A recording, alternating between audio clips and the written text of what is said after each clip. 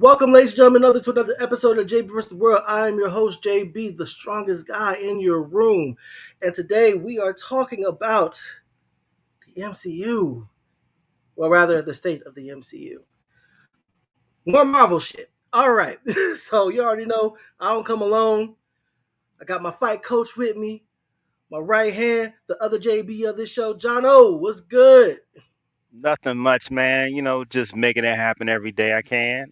Happy to be here talking about the MCU. I don't know what happened to my camera. That's weird. Um, but gonna make it do what it do. All right. You already know sometimes it's easy to be Puff, easier than it's easier to be Sean, but it's way easier to be just Reggie. Ladies and gentlemen, can't follow me because you can't find me. Holla at your boy, Just Reggie. Don't look for me. Don't look for me. All right, fellas, we got a first timer with us this week. To double paraphrase my cousin Toby Ngakwe, or screams talent. This that fire. Howdy! I am Pfeiffer Rage, your resident Marvel enthusiast, and I'm so happy to be here. Thank you for your time for being here. All right, got one person in chat. How you doing? Gorgeous. All right, so let's go ahead and get started. So, um, we lost two Titans, two legends, man, back to back this week. Dolly Parton, Tim Curry, both age 80, both, man. What can you say about either of them? Dolly Parton, philanthropist, actress, singer, megastar, just overall just good person. Tim Curry, icon, in multiple genres, horror, fantasy, man, just influence. We lost a lot of influence with those two. So RIP. Yeah. All right. Tough losses for sure. Tough losses for real. All right.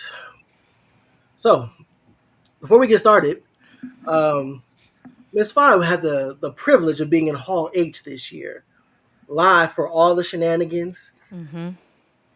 Tell us what that experience was like. Oh my gosh, it was everything. It was suffocating. It was amazing. It was magical.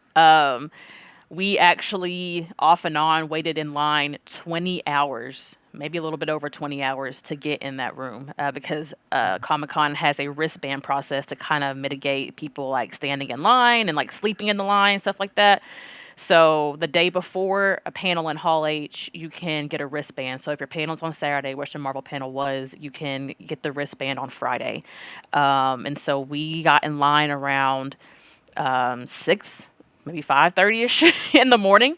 And we operated in shifts. There was about 10 of us, so it was 5 and 5. So we were there from 6 to 11, and they relieved us, and then we're there from 11 to 4. Then we came back and relieved them from 4 until, it was time to get the wristbands. They usually give it out around 7, but that night there was some difficulties. We didn't get wristbands until like 10 o'clock that night. So like a whole ordeal just to get a wristband. And then so you have the option to sleep in line, or you can go back to your sleeping quarters and get a good night's rest. But you have to be back in the line by 7:30, back in the wristband line by 7:30. If you're not there by 7:30, you're going to the back of the general line. So all that hard work was for nothing. And so, but they were not going to let you in until around the time of the first panel of the day, which wasn't until like 11. The first panel was like 11. So got back in line around 6:30. Waited there until 10:45 when they finally let us in. And then they don't clear rooms. So Marvel's panel wasn't until 5:30. So we sat in that room all day from 10:45 until the end of the Marvel panel around 7 o'clock. God.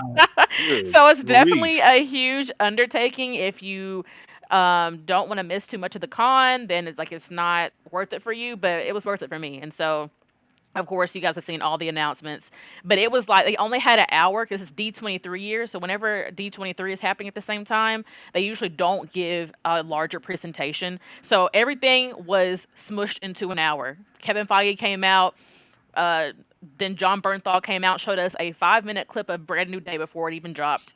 And then Ryan Gosling came out. They announced Ghost Rider. Then the entire cast of Doomsday, minus a couple people like Patrick Stewart, Chris Hemsworth, he wasn't there, but majority of the cast that we know of for Doomsday was there on stage. They showed us the trailer that just dropped, the new trailer just dropped for Doomsday. They showed us that. They they brought out freaking Ryan Coogler and David Johnson. Again, all this is back to back to back, so it's like whiplash. I'm like trying to catch my breath. It was insane, but it was everything, especially to a Marvel person like me to be in that room. Such an honor. I know that some people can't even make it to Comic-Con because it's like a lottery system. It's not easy to get in the room or into the convention. So yeah, I'm just super thankful that I led my people to victory and that they all got to experience it. We had a great time.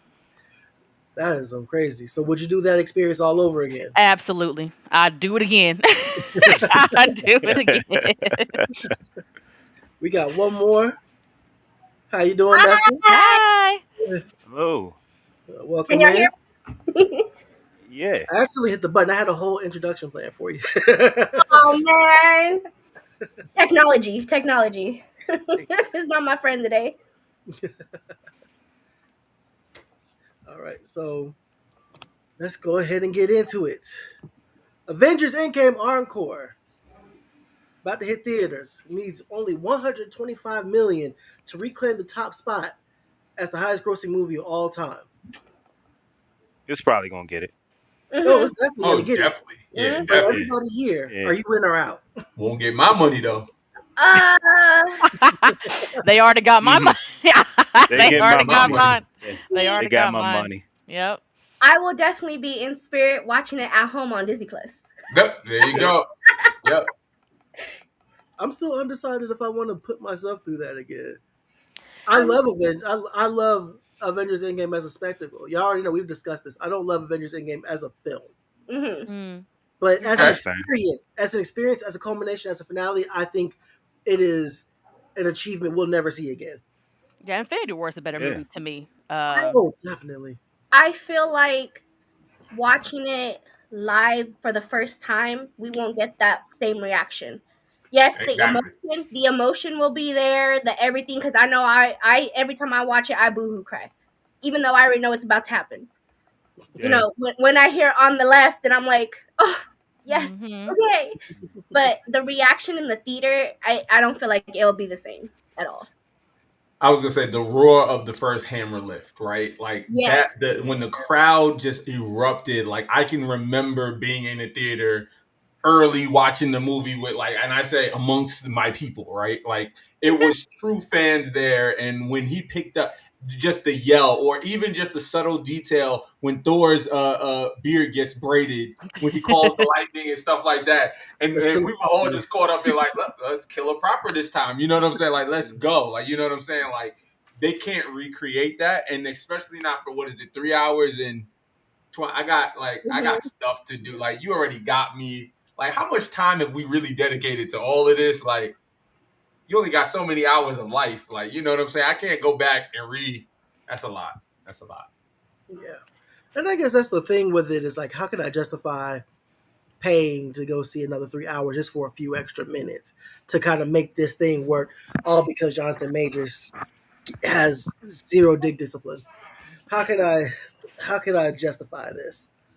See, for me, I'm just looking for any excuse to go to the theater. I have a Regal Limited pass, so therefore I'm not paying the full price anyway. Fair And enough. it gives me the opportunity to like see it in 4DX, so just a different way of viewing it. So, but yeah, I love Marvel, but I also just love movies. So just being in the theater is my happy place. So I was going. And I can tell that about you. Like, I can tell that there's a real love for the movies because you said it's a Regal. And I gotta be honest, like, you have to love movies to go to Regal. Hold on, it's proximity. First of all, Regals are the only thing in my area. Look, it's all love. That's how I know you love it. That's how you know you love it.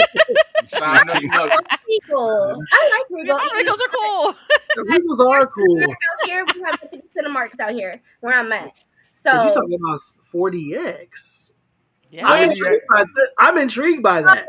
If I'm gonna go watch Endgame I would probably do it like that just to get all the. I probably get sick after a while. But Well, that's what I was gonna say is you got to do it differently than how you did it the first Yeah. time. So yeah, if Yeah. you went to if go see you're it gonna in go and do 3D, it like that, you know what I'm saying? If you went to go see it in 3D, you've already seen it in like probably regular and 3D. Now, Cosm, they do that full wraparound screen, or even the yes, Sphere in Las Vegas, which is like the entirety of like you're watching it on it. Now that's a different level of experience, and Atlanta's supposed to be getting the Cosm. I It didn't just want to say opened up not Ooh, too that's long ago. cool. yeah, That's so so cool. you know something what? like that I is an do it like experience. that. Yeah. Yeah. You would spend the money on that. That I would spend extra money on, especially with the 10 extra. What is it? 10 minutes? Extra I minutes, think or it's is it 10 4 seconds? actually. I think it's 4. Yeah, it's Oh, it's 4 Not a minutes. long time. Oh man.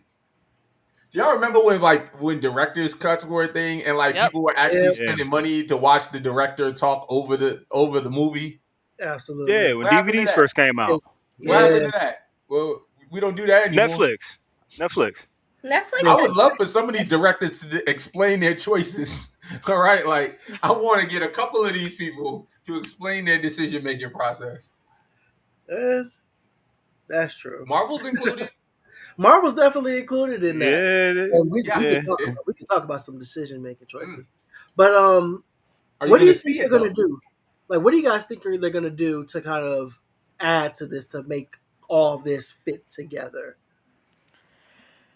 So Like if you've any, seen like the trailer that they dropped and like all like the artwork, the time stone is missing in a lot of those, if not all of those like posters that they dropped. And then like there's a little switch in what Tony says to Steve about like when you mess with time, it tends to mess back. This time it's like when you mess with time, time messes back. So I think they're really trying to, and I said this before, like I think the connective tissue for this, even though it was a pivot from Kang, should be the multiverse and the timeline. So I think maybe it's more of a look at how Steve going back and having a kid yeah, wasn't Yeah. probably That's what he what I should have been thought. doing. Yeah. I thought they were gonna hone in on that key aspect is that time after he gives the shield away, and what he was doing in that lead up. So you find out what he's doing on the other like on the other timeline when he settled down and had his son. I think it's gonna be 4 minutes of that, and then him eventually picking up and going, so that they don't have to tell that part in the movie. They can just kind of pigeon-tail it into this, and then what? In 5 years, it all seems like it was connected and intentional and we're just crazy people telling the story. How about when we first saw the movie and the movie did it? That part wasn't in there. That's what we got. That yeah. part wasn't in there when they originally released it. I think it's gonna The be along the incursions. lines of Look, like 10 seconds here, 20 seconds there, maybe like I 15 don't think it's seconds gonna there, be and then that. kind of sprinkle throughout the film. I think it's gonna I be hope 4 not. solid minutes. Yeah, It's because I feel like tied in. people who aren't like who don't rewatch these movies frequently, they may not pick up on something like that. So if you really want people to like notice a difference, I think it's going to have to be more what you're talking about of like 4 straight minutes of new content.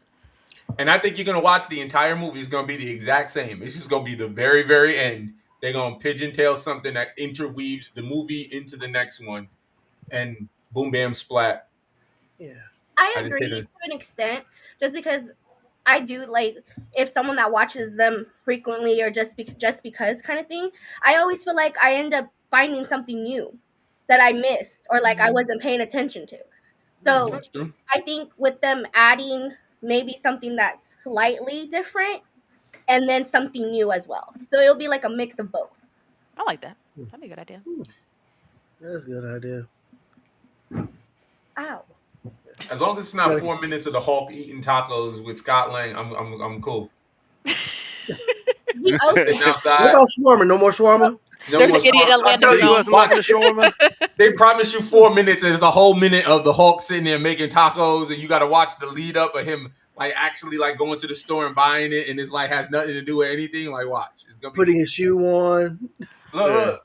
Well, hold on. He Did out we here get a chopping Stan up the Lee? We didn't get a salsa. Stan Lee. We didn't get a Stan Lee cameo in that, did we? You said with Stan Lee? We didn't get a Stan Lee cameo in He Endgame. was. No, Nah, they he gonna was funnel gone by one in, then. gone. already CGI gone. him in on one. Man. No, I thought sometimes they put a picture of him somewhere. Yeah, that's what I Somewhere. thought they were doing. Like they had him at the president, like Obama, in the background or some things. How you Mhm. doing? Hi, Welcome Joe. in. Welcome in. Hi. But nah, just I'm looking forward to seeing how this takes out because you know I thought the clip was completely empty going into going into Doomsday, but they got that one last bullet for us. So hopefully they make it worth it with these extra 4 minutes. All right, so back to the meat of what this episode is about: the state of the MCU. What are we? 38 movies, 8 TV shows, and a couple of specials into all this. It's been a roller coaster. What are y'all overarching thoughts of the MCU as we head into this? It was a monumental achievement. Agreed. And it is the first of its kind interwoven movies that are telling a story, one unified story at the same time, telling these compact kind of surface level stories at the same time. I think that it is now we've learned while the first 15 movies are phenomenal. Once you break out into past like 15, it starts I had to explain to somebody where to start in the MCU recently. They had not consumed very much of this content. And I realized we were talking for like 2.5 hours and we still hadn't established the best place for them to start. And by that time, it was just like, I guess you just start with Iron Man and just kind of work your way up. And even then, it was just like disheartening because it was like, it's like 40 hours, it's just a lot. But I just think as a whole is as an achievement, telling these interwoven stories and this grand narrative, phenomenal job. But now it's gotten to the point where it's dependent on such a rich lore, background, and history that it's hard for new people to come in and start watching them and really enjoy them the way that we do. And I always think to that quote, what they say is, you just adopted this. I was born into this. Like, you know what I'm saying? Like, and it's hard. Like, you got to study before you go to one of these movies now. Like, this is it's becoming a bit much. So it often kind of ties into like, hey, are we really dealing with superhero fatigue? No. Are we dealing with Marvel fatigue?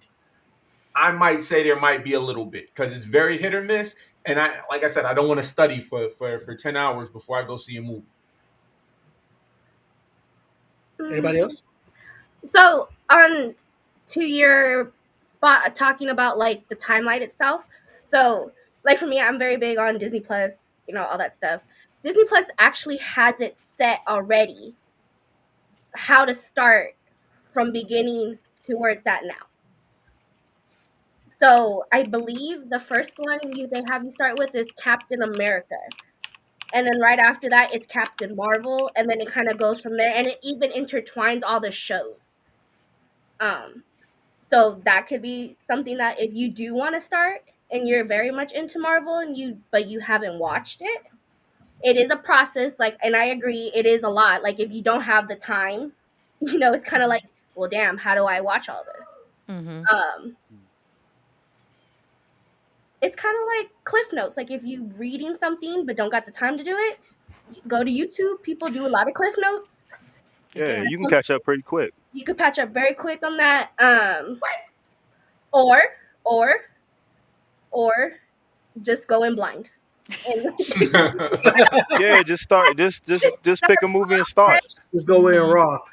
So like right now, if you want to start fresh from Doomsday, but you kind of want to start a little bit back up, I guess you could say you could start from the Thunderbolts, then go to Fantastic Four.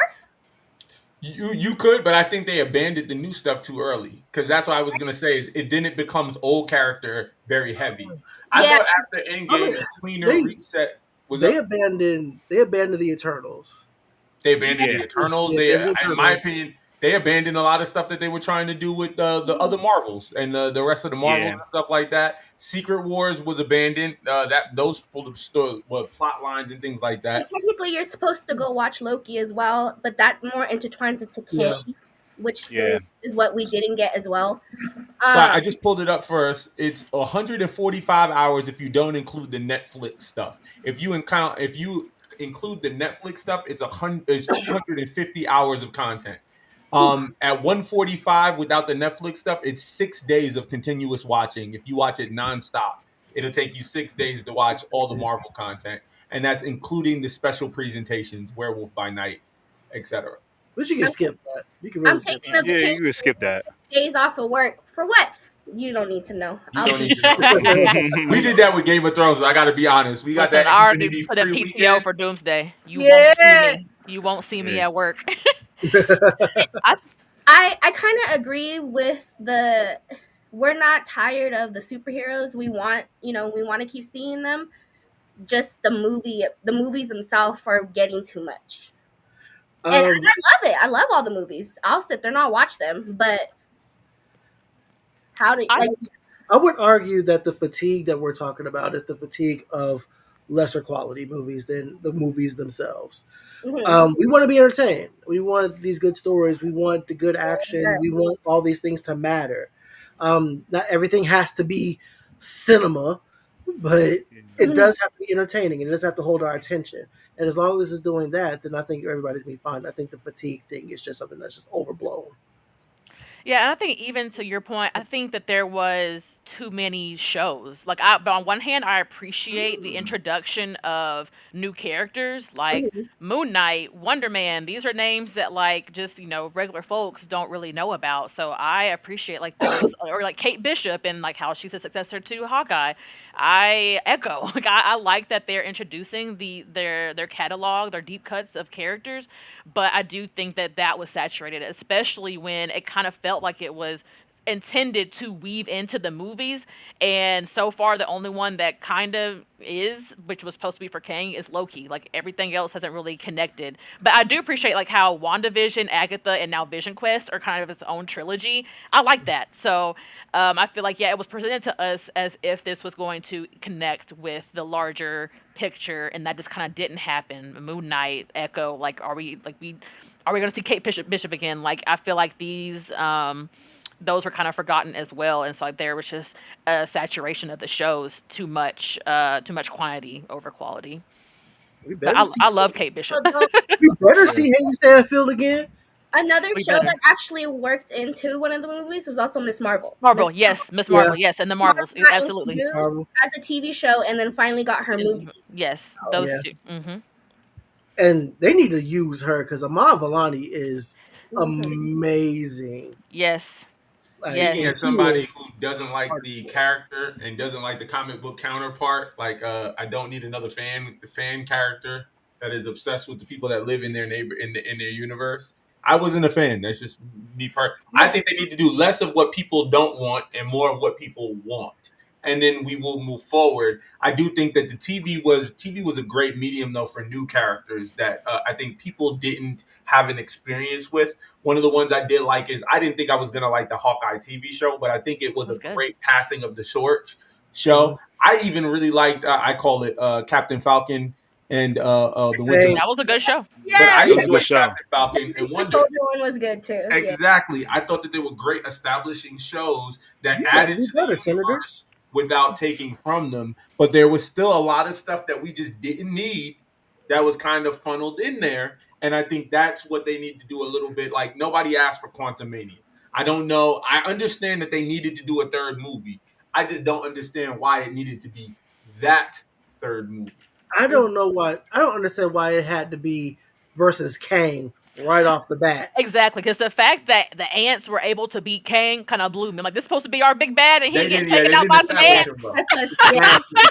Not just that, and I think the shows got beat. itself were a lot because we didn't really get movies for a while. We got shows. This is where That's Disney true. Plus, we were coming out of the pandemic. Disney Plus was pretty much putting out all that stuff. Because another one is She-Hulk. We Great got show. She-Hulk, and then Yeah. where'd she go? It was very authentic. I enjoyed It I it. love was She-Hulk. it was good. It was enjoyable, but it wasn't the greatest. It No, wasn't the great. Nobody said that. I Nobody it mean, was said so it- bad. It didn't have Halfway to through, be. they was like, you know Have to what? be. We need Daredevil. like I What said, we do didn't we have have to do like to not everything get has to be Daredevil? cinema. Just tell us a story, entertain me, mhm. and it did just that. What I'm saying is, you have characters that people are begging for on a regular basis that they want to see represented. Blade is included in that. It is easy, low hanging fruit to give people what they want. They are constantly going off script. This is not me making a snap judgment, but Superman, the new Superman, I know we're jumping into DC. I have to use them as an example because they're a great example What's of when going on, things Nick? are done wrong. What I'll just say is Superman was a good movie. Was it strong enough to warrant Supergirl out the gate? No, not in my opinion. You should have done Batman. You should have done a Bat. I understand they already have Matt Reeves, the Batman, but I'm just saying that's what people want. That's what people consume. That's why Supergirl didn't work. I think Supergirl didn't work because sexism. It didn't have. I think that definitely. It was a combo. It was a combo of things. I agree a little bit with Reggie. Where it wasn't established enough. Like for say, sometimes like you want fries, sometimes you don't want fries, but sometimes you want a burger and fries, right? And sometimes you got to build up to it, and That's they real. just didn't. They didn't build up to it. Also, yes, sexism played a huge role. I think it does. It always does. Yeah, But mean, it can't be an you have these excuse. dudes that are at home, can't get a girl, can't get nothing, and you have, Musty. not to get political off the bat, but you have these people who are playing them, who are grifting off them and telling them, oh, this is why you can't do this because of women, and then use that to It's the excuse. to It's point the at, excuse. use that to point at these things, and it's terrible, awful. That's my soapbox right now. I'll have more later though. It's a good soapbox, but it can't always be the excuse, and that's my other point. Is whenever a female-led movie does bad, then people are like, because I got to be honest, Supergirl was genuinely it was badly written. It was not a good movie. It was an okay movie. It was okay. It was okay. It's just it wasn't great, and then on top of that, because it wasn't great, you're gonna have people who are gonna go,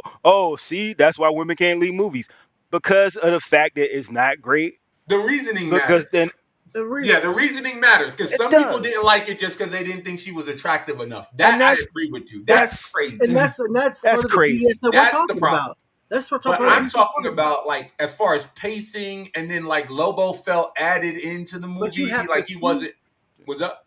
But you have to see the movie to get these opinions, Reggie. Like some people wrote it off. They review bombed it. Same thing they did with the Acolyte. That's We're also in a season 2 to where, like, if the movie isn't incredible, it's automatically the worst thing you've ever seen. Like, people are on there, this is the worst thing I've ever seen, and that is not the case. No, you're right.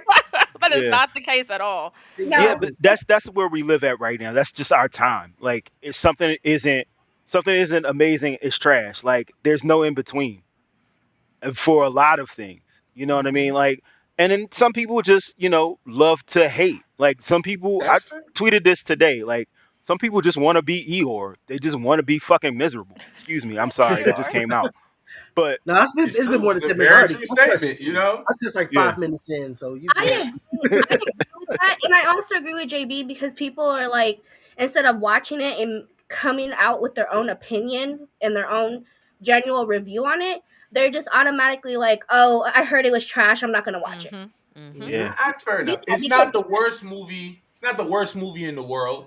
Like I said, is on the Marvel side, it's not the worst Marvel movie in the world. I mean, it's no Fantastic Four. So I just think as a whole, you just had to take a shot, did you? No, I agree with that shot. That shot was reserved. Shoot him again. Fantastic Four was not the worst. It was. Y'all didn't like Fantastic Four?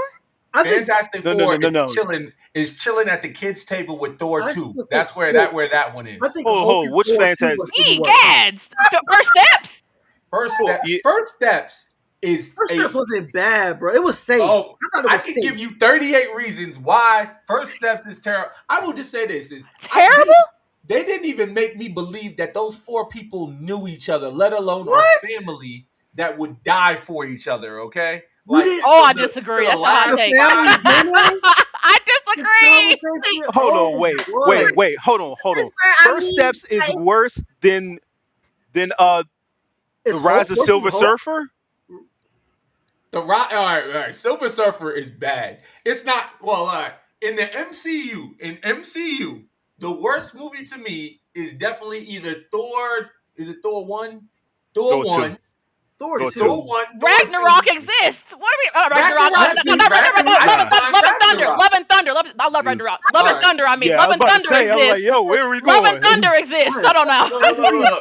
Love and Thunder. I treat Love and Thunder like a fever dream. Yeah. Like Love and Thunder was at a real emotional low for all like Love and Thunder is kind of like hate speech. It exists, but we try not to acknowledge it, right? It's a like slur. it's there. Yeah, it's there, but we don't want it to be there, but we acknowledge like it's there. But like I said, first steps to me for my introduction to the Fantastic Four. You want to talk about the most lackluster, JB said it, safe.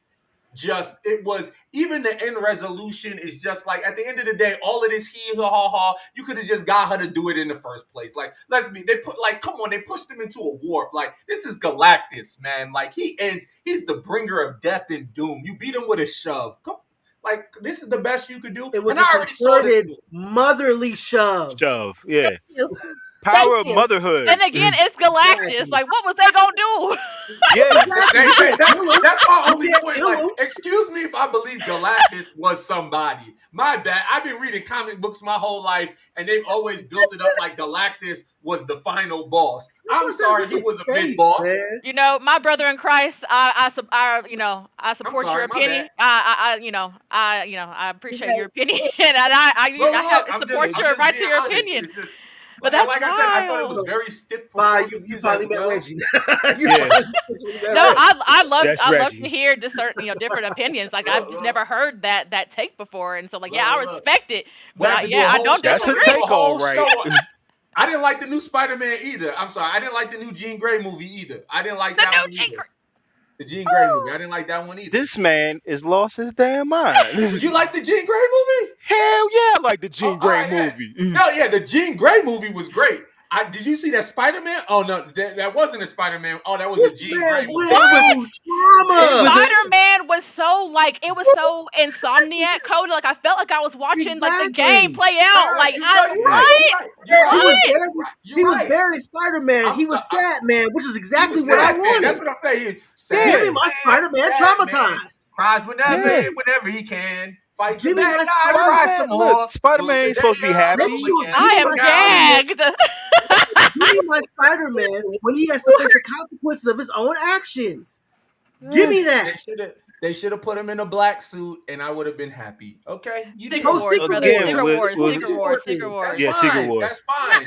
I don't think that's the Spider-Man we're gonna get in because I honestly think Spider-Man is hobbled by Tom Holland's acting range. Tom Holland, and I'm gonna be honest, and I hope this doesn't. I'm just being real. Tom Holland is not the greatest actor in Hollywood right now. He's like his range is the same thing he did in Uncharted. He looks the same. So all I'm just saying is as we sit there and we go through this, I hope that the Spider-Man we get is Tobey in Secret Wars, or we get Andrew in Secret Wars. I think if we get Tobey, he's being put in the pack. Oh, absolutely. He's getting he's getting packed up. I'd be okay with it because we know he had a kid.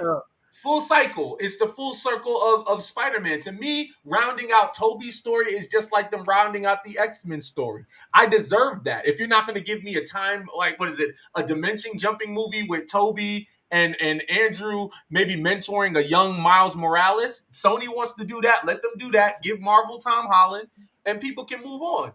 Like we can, everybody can eat. You can stop making these terrible Spider-Man villain movies. That'd be great, Sony. We appreciate that. Stop it. Stop it. Get some help. And stop with the digital disc. We don't want digital disc, and we don't want Spider-Man villain movies. Simple. Wow, Reggie. Sorry, homie, you lost the war on both of those. Wow, indeed. I'm shook. Just Reggie. The more Reggie speaks today, I'm just like.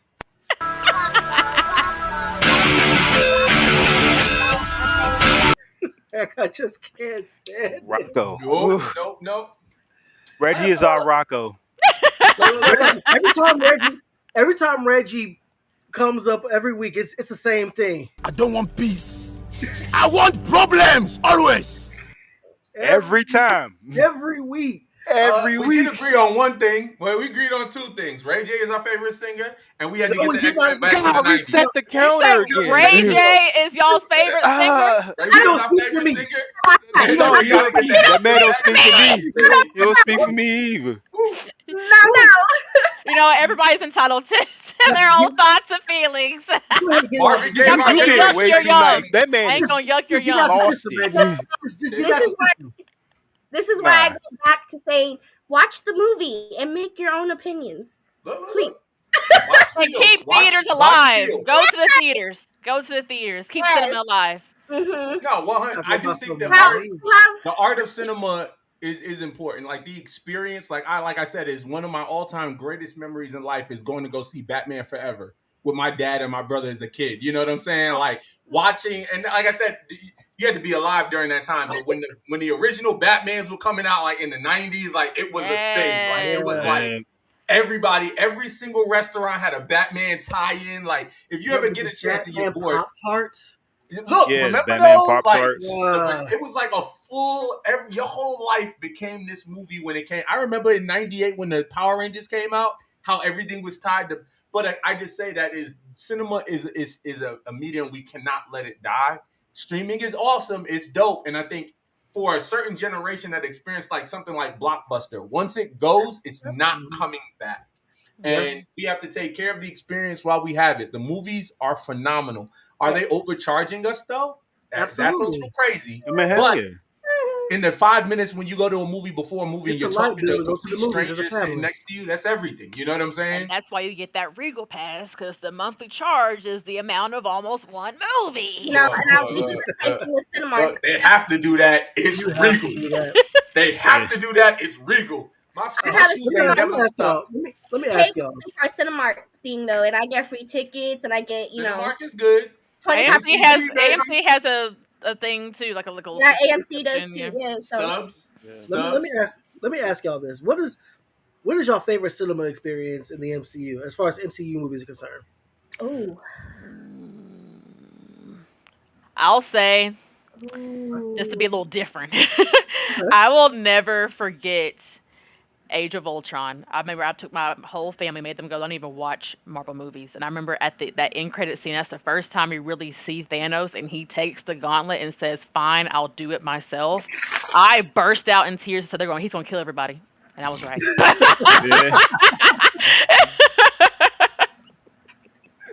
oh man, that's a tough question. Just because, you know what?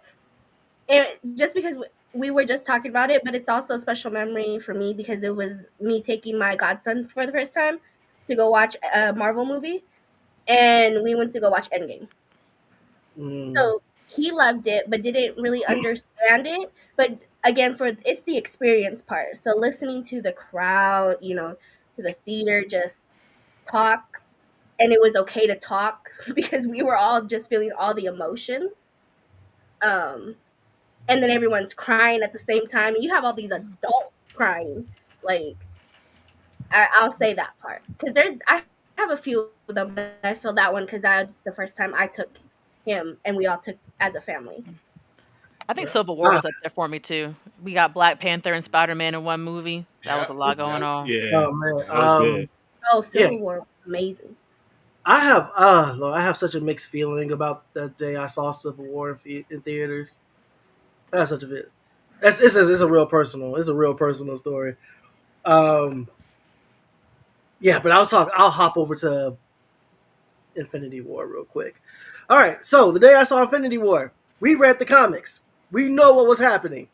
And when everybody was slowly but surely getting turned to dandruff, I was laughing.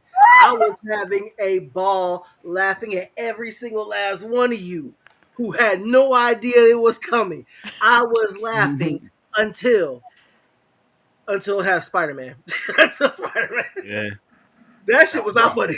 I don't want to go. I don't want to go. Tom Holland, look at Tom. You can say all you want about Tom Holland, Reggie, but Tom Holland played the shit out of that at that moment. Mr. Stark. And that was improv. Yes. Look. Reggie a hater though. It's all good. Look. I'm not saying he's just not my favorite Spider-Man. That's all I'm saying. At the end of the day, and it's fair. It is. Mine has got to be Black Panther 1. I went to go see an early release of Black Panther 1. I have to be honest, it was the blackest room I've ever been in my whole life. And it was just everybody was vibing. Everybody was just into it. I think at one point we were chanting in the movie theater. When we finished, we was like, the parking lot was lit. People were playing music in the parking lot. It was just, it was an experience. We were out there. It was just like, and we really showed out for Black Panther 1. And they tried to capture that lightning in a bottle again, but I did, that was a moment. But I would say just the community and everybody, it was good times. So Black Panther 1 is that for me. Wakanda Forever, Always. everybody dressing up in all white. Mm-hmm. I mean, y'all know I'm Nigerian, so of course I went to the theater in my African clothes and my Nigerian clothes that day. But yeah, that was It felt like a funeral. That one, like, I feel like that movie was more like we went for a funeral than to watch an actual movie. The silence during that opening Marvel crawl. Oh yeah, was that was deafening. And then Definitely. what Coogler was able to do with that one is the sadness that was captured in that first moment. He gave us a subpar movie that also made me sad at the end. So all I'm saying is Wakanda Forever is the worst one. Let's be honest. You know what, Reggie? You out of line, but you right. Now, why do you have to say it like that? It's terrible. Come on. I think Siri is unlikable. Take out the emotion. Siri is almost unlikable the whole movie. They undercut Chadwick's death with the death of the mama. Spoiler. With the death of the mother. It was an unnecessary thing. Hold on. Keep going. The spoilers. I'm sorry. Uh-huh. Keep talking. Namor, I enjoyed Namor. Namor was probably one of the best. At certain points in that movie, I was rooting for Namor. I was like, yo, I really hope he wins. Like, all right, too far. Yeah, too far. I'm not with Reggie because I was too. It was undercut. Like I said, is they just could have done, in my opinion, they could have done a lot more. And I understand. I'm one of those people that thinks that Marvel kind of, with the respect that they gave, they handicapped themselves a little bit with the franchise. I think that Chadwick would have liked. I love it when people acknowledge it because it's so true. Somebody get this man an edible arrangement. I'm talking the one with the grapes and the strawberries and Tony. I'm letting you know you set a dangerous precedent by letting this man know he was right. Yeah, don't say that. I agree with Reggie just because I feel like the emotion of it all is what gave the hype of it. If you strip away the emotion and the way everyone was feeling about Chadwick, the movie itself was subpar. What I'm tired of. Neymar came out, and for me, that more was a representation for culture for me, and I loved every part of it. But I think the moments that he had with Suri and her character itself, it was just very like. You know what part pissed me off about that movie, and this is why I hate Green and Reggie because he's so right here. The Wakandan grand plan was to take a ship over the middle of the ocean. Let them know. Fools with no escape plan. If them agents were shot, they had nothing. You were just gonna be fish food, and the most advanced nation in the world. That's all you got. No, bro, they lost. While you're trying to deep fry this man in the air fryer, this is they what lost. we doing. This is the plan. I literally had this conversation with somebody. The Wakandans lost in Wakanda Forever. They lost. They were about to get wiped out. The only reason they stood down was because Namor told them to stand down. They had all the Wakandans surrounded. The Wakandans were preparing for death. She legit put them in she sacrificed all the people on the boat so that she can go get Namor. Look, come on now. Like, come on. Like, and that easily could have went the other way. Yeah. Look, all I'm just saying is that is my least. I would have done things a little bit differently in that movie. Honestly, I'm just being honest. Michael B. Jordan would be my Black Panther if I was consulted on that movie. I would explain to them it's very easy to keep him alive, and we can tell a consistent story. Yeah, he's dead. What? He's been dead. Look. He dead. You did not see a body. Did you see a body? Infinity War. What you mean? Did you see a body? They buried him. Yeah, they buried him.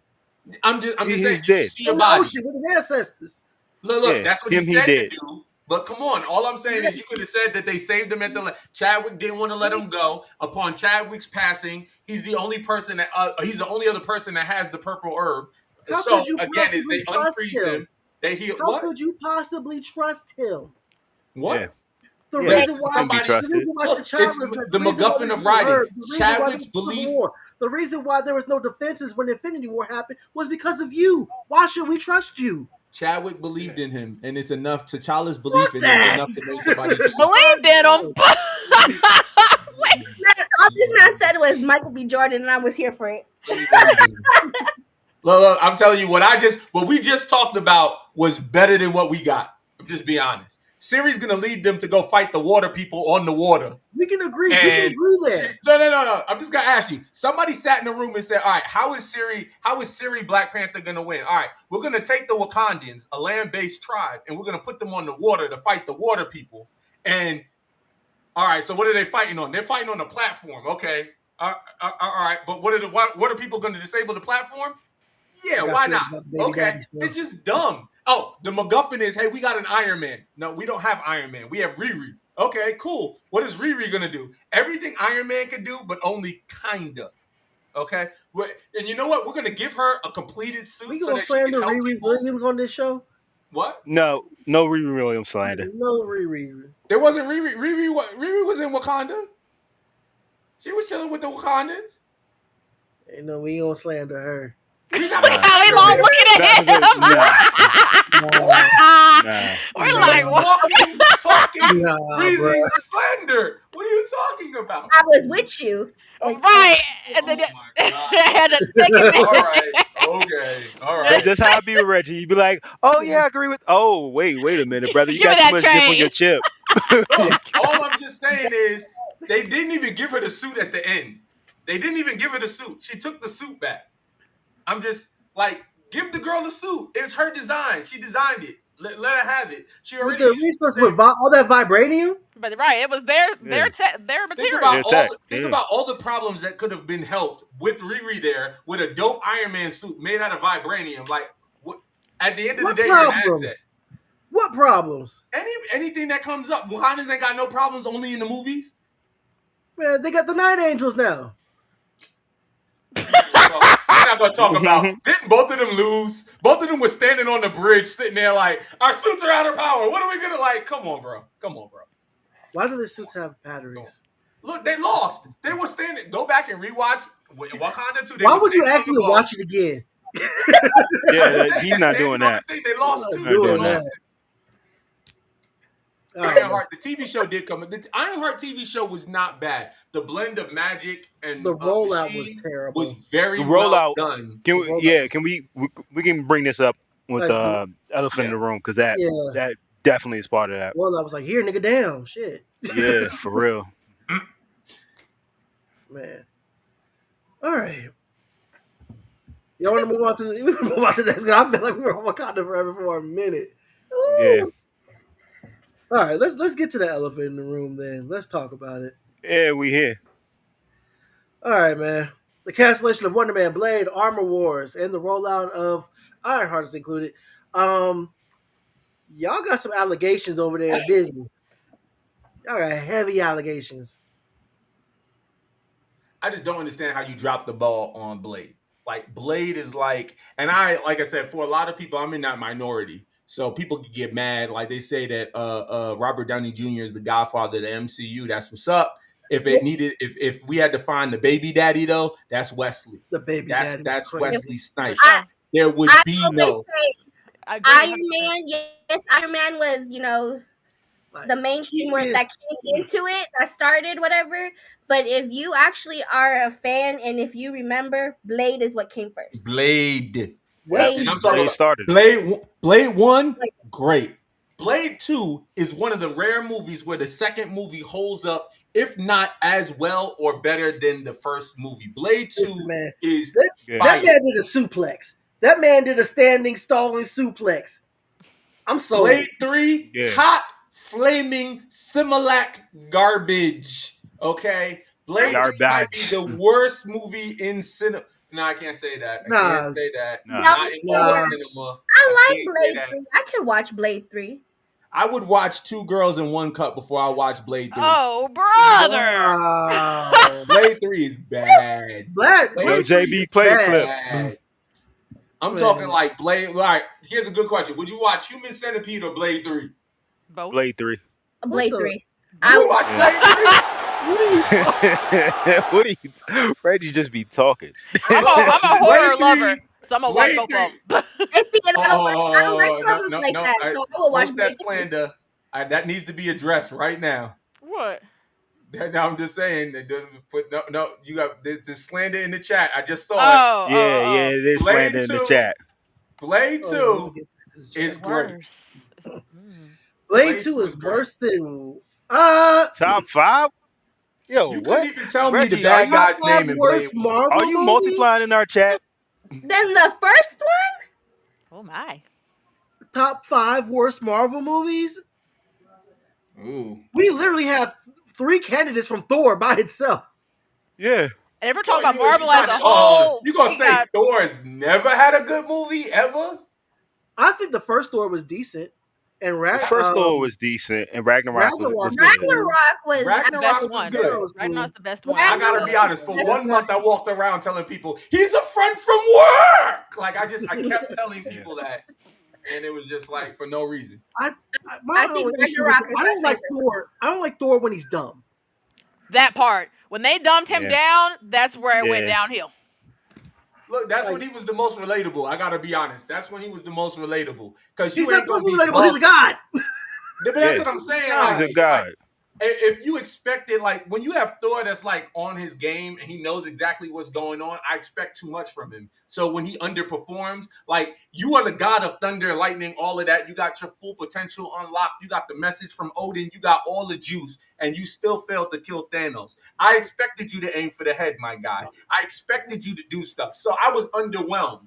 I enjoyed more of broken Thor than I did fully formed Thor because it felt like a grounded character, if that makes sense, that put him through. I didn't like necessarily the Love and Thunder movie, but I love the emotional journey that it put him on to letting go of what's her face, Jane Foster. Hey, Yeah. Taika Waititi will pay for his crimes for Love and Thunder. For Love and Thunder, I mean, Pay for his I think it was just a loss because I think we should have got the greatest movie that we deserved, which was as You Guardians wasted of the Galaxy. Christian Bale. No, yeah, I mean, they tried to do something with him, but as I said, we should have got as Guardians of the Galaxy, and it should have been a Guardians movie with Thor in it, and it would have been awesome. Yeah. With healing, a journey of healing, a journey of self-discovery.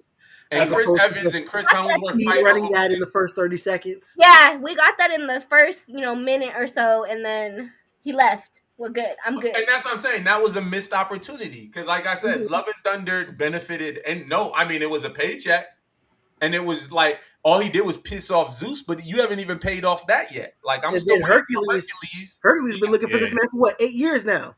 And we still Yeah. haven't got it. We still haven't got it. Hi, Denny.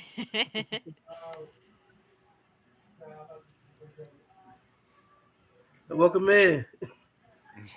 Nah, just love the Russos and what anybody else has done with Thor is a lot better than that last bit of Love and Thunder. It's just how these different directors handle these characters. I think Thor, Spider-Man, and Black Panther are like the biggest differences between directors.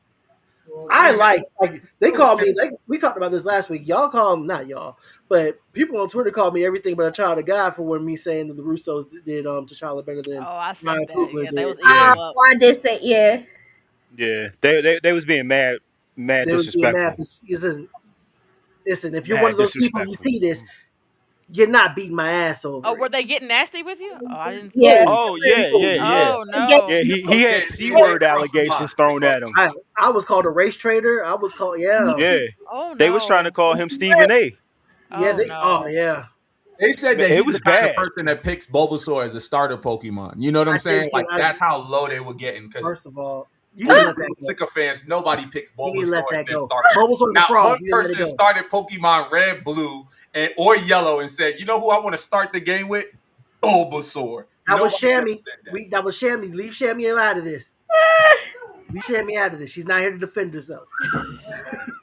This is also so in the comment. He's talking about Shanghai. I feel like they should have capitalized on that first movie. That was good. That was good. Yeah, that was good. That was good. Mhm. That But the when fact they it do took superhero, 8 years. yeah. The fact that we haven't even gotten part 2 yet, like we're about to get it, it's ridiculous to me. Well, I argue those that take the superhero trope and break it, you find that it provides a better movie. Like Ant-Man to me was great. Why? I Because love it's the a first heist movie. Ant-Man. Yeah, It's a first Ant-Man was superhero great. heist movie. First The Ant-Man was first great. one is dope. The second one is even Okay. The second one holds up as Mhm. well. The third one, I just don't know. Whoever was Don't in the talk room about for it. the first can't two was love- not in the room for the third I one. can't let go of the timing of the second one because that was like right after Infinity War, wasn't it?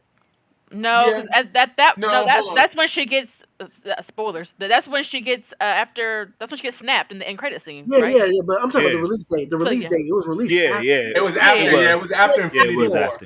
It was So, the first movie after So Infinity mentally, War. I can't disassociate from the fact that this came after I know what happened. So I Mhm. just can't. Well, that's the Yeah, same it thing was a- that it was a Black kick in the Widow teeth. suffered from, right? Black Yeah. Widow suffered Yeah. from Widow. timing, not necessarily bad Yeah. movie. Except for Taskmaster. Black Widow. Yeah, wasn't but a bad movie. Taskmaster, and I just wanted to chime in on just something that was said earlier. All of Marvel's failures come from something that I've always said from Jump Street. Me and my friend Damon argue about it all the time. Is villains make your movie? Yep. If you look back at all of the Marvel movies that stink, it's because the villains are real. Christian Bale is a phenomenal actor. As Gore, it was bad. Like he like his performance as Gore was bad. Then you have Also, what they somebody. did with Mysterio was MODOK bad. and Ant-Man and Wasp, what they did with MODOK, that was That was That was a terrible. Yeah. That was character assassination. Look, Literally, but that's and what I just say figuratively. is look at the villains that they have and look at how the villains are built up. A movie like Shang-Chi, which was, like I said, is relatively unknown, but they did such a good job of building up the individual characters and doing the push and pull of that father-son relationship that Mhm. you felt those stakes. And then when they added his mama in, it was like even like it was just like the ups and downs. So that's why I told they told a phenomenal story in that, and that's what some of these movies that are coming out are lacking and they're missing, especially when I spend my money for a Spider-Man movie and it's all about Jean Grey. You let that go. She Okay. do got. Yeah, She you do let got to that answer go, for her brother. crimes, dude. She do got to answer So- for her crimes, and she is a whole The way murderer. he's talking about that, that's how he's talking about the dynamic of the villain and all that. I feel like that's what I got in Doctor Strange in the Multiverse of Madness. That's good. Wanda was a bad guy. Wanda was good at being bad. Yes. And I was wondering where all that power was when she was a good guy and she was accidentally blowing up buildings. Remember, like She didn't lose. oops. She didn't lose imaginary kids before. Remember? Oh, okay. And she Yeah, also that's wasn't true. corrupted by the For Darkhold real. at that point. Yeah, So. she The power of definitely the had that Darkhold. look, the power of Darkhold. imagination, right? The power of imagination, right? That's This is true. my comment. Most of the bad films do have a whack villain. Iron Man 2 is a big example. That is Yes. true. Yes. Yep. Whiplash They was did rough. embrace Whiplash. Tough. That was rough. Yeah. Crimson But Dynamo. it's like I gotta be Whiplash honest. was- How else do you use Mickey Rooney? Like, in my opinion, Mickey could have also have been the whatchamacallit. He should have been our Mandarin. First of I'd all, be better I than have Ben no- Kingsley. I have no doubt that Mickey Rourke had everything to do with how that character portrayed because he's such a diva as an actor. Yeah.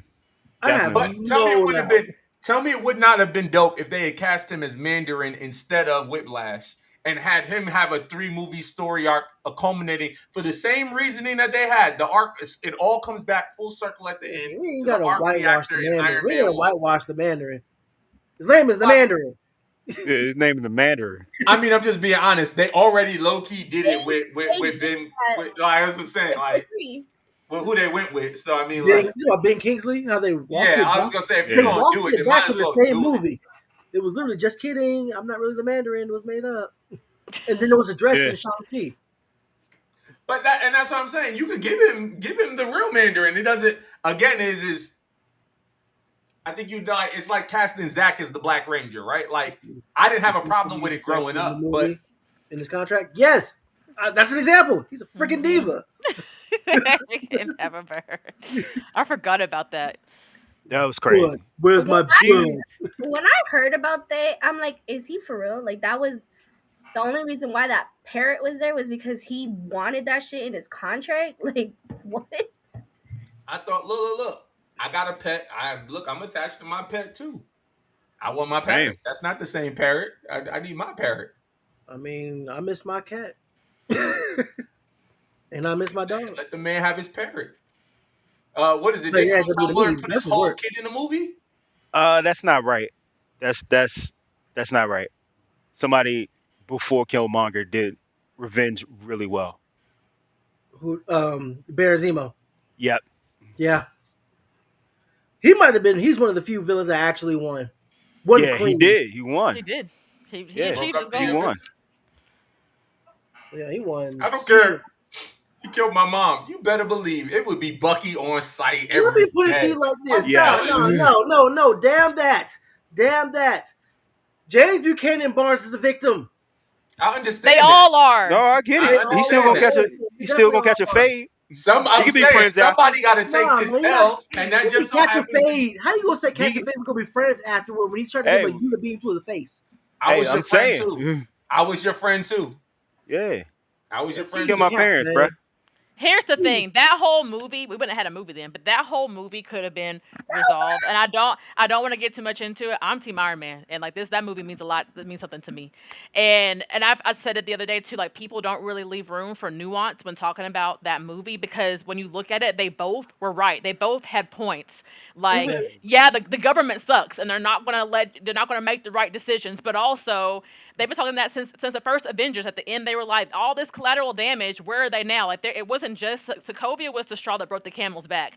All the other movies were a culmination that brought us to the Accords. But anyway, so if they all would have just talked, or if someone would have told Nick Fury, Black Widow, anybody involved in Winter Soldier, if they would have just told Tony instead of doing whatever they was trying to do, like that would have been a total different way. That would have, if somebody would have let him know what was going on, that would have. But the way that he found out, they were already beefing, and then you find out in this way, you find out that your friend knew about it.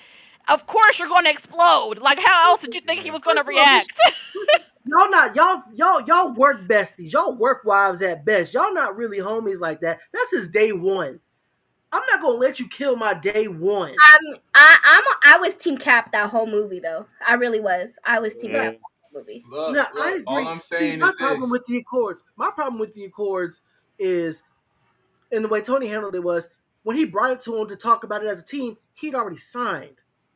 What's the point if you're trying to talk about it as a team, as a unit, as a family, when you've already stepped over a line? You've already crossed over. So it's not That's a matter Tony of, though.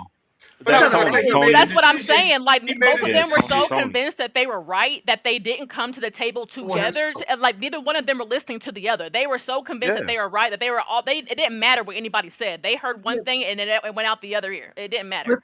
But Tony, when you come to something, we can't have a conversation about it because you've already made a decision. That cripples the entire conversation. But Tony making the decision, because you already signed. He didn't make the decision for the Avengers. He made the decision for himself. He told the rest of the Avengers, "Hey, if you guys want to continue and operate, sign me aboard." But he's Tony Stark first. Tony Stark is always going to look out for Tony Stark. And that's the problem. But that's his character. Like that is always what he's going to do. It's the problem. It's still the problem. Rhodey signed it. Rhodey probably would have signed Black Panther signed it. They signed it after Rhodey and Vision signed it after and Nat signed after the discussion. I don't even think you would have needed. All you had to do was go to his Air Force head and say, "Hey, the government wants you to sign this," and he would have signed it. Like let's be frank about it. It's not the timing in which. Tony made decisions for the team when it's supposed to be a team discussion. But he didn't make it for the team. He made it for him. He made it for himself. So how come he had one on house arrest with Vision? Here's what I talking about it. First of all, they were coming for Wanda after what she did when she blew up that whatchamacallit. So like, and he had her, like you said, she got air conditioning, Wi-Fi, room service. She wasn't like she could have left whenever she wanted to. Like he wasn't stopping her. And let's be honest, she effed up. She effed up. Yeah, she did. One time you messed up at your job and you didn't get put on timeout. All right, I'm gonna put you on leave or suspension, or you didn't get called to the manager's office. That's cool. But was there a discussion? There's a discussion involved.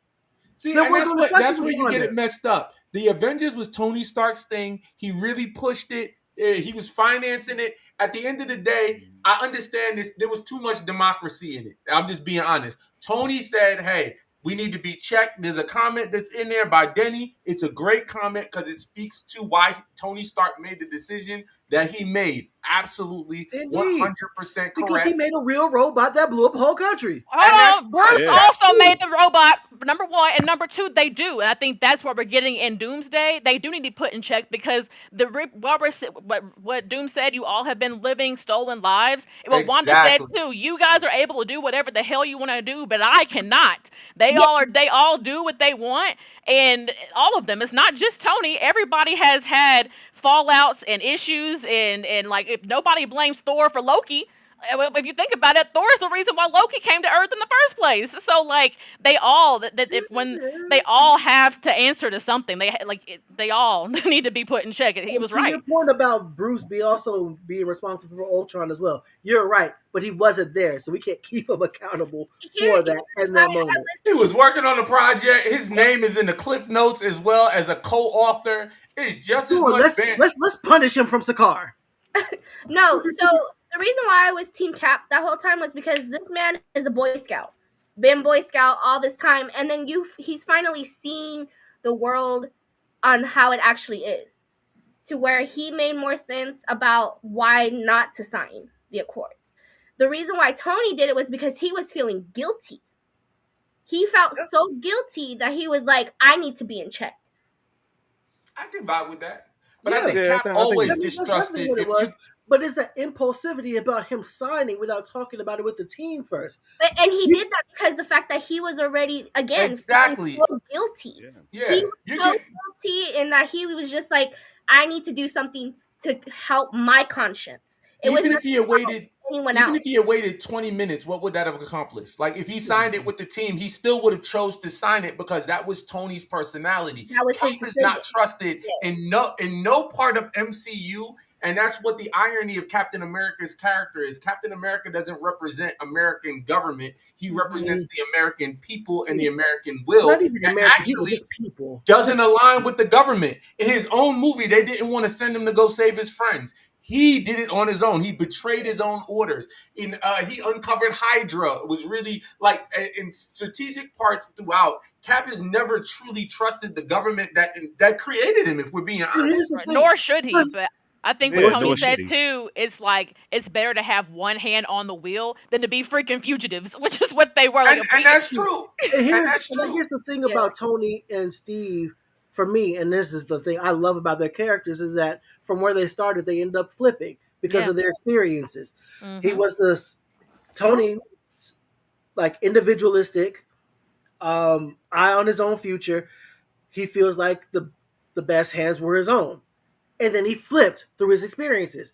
Cap, of course, not a government figure, not trying to be, like a puppet of the government. But he was very order-based. Like in the first Avengers, we have orders, we should follow them. He was very Exactly, very order-based. And then he saw what Hydra was able to do underneath the government's nose. Mm-hmm. But I think he also was following Nick, just to chime in, Nick Fury. Because I think Nick was a big catalyst. When Nick left and Hydra shield fell apart, Cap completely walked the other way. So I think Nick Fury was a big part of why he was even working in that field or working in that way. I think the solution is in Mac. We need to bring Mac back.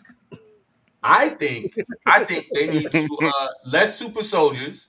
And at the end of the day is, if you killed his mom, I completely understand. He would have seen it was different. I would have called out repulsor cannon, and I would have called the giant cannon down on my shoulder, and I would have just lit Bucky all the way up. You know what I'm saying? Repulsor bleed. I would have hit him with start pulling the Marvel Rivals moves on him.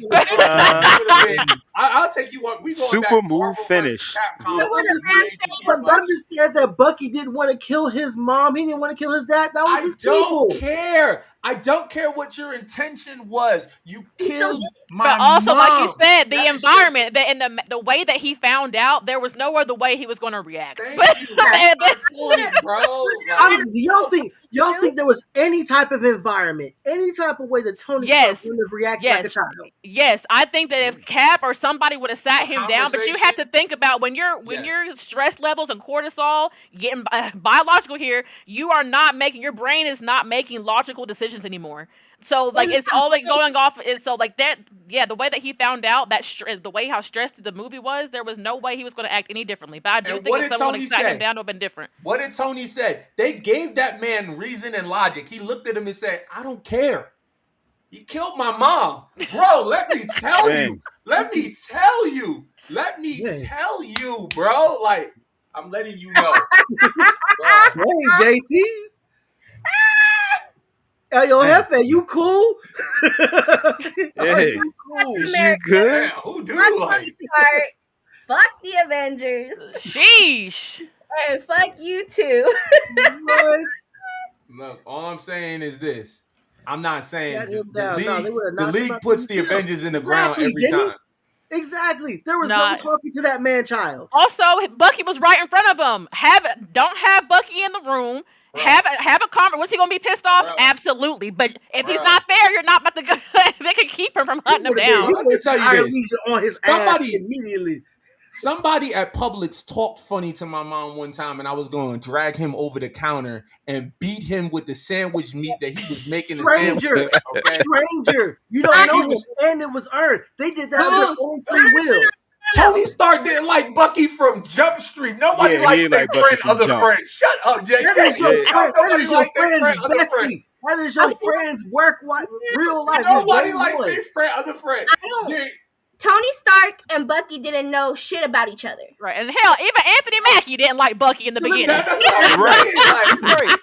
So let me ask you this, Reg. Let me ask you this. Your cousin accidentally slimed you out. I find out, but I know it was an accident. Am I supposed to slime your cousin out? What, you knew before I knew? I found out after the fact. You found out after he did it, but you knew before I knew. And you're my boy? Yeah. I'm clean. But he's my cousin?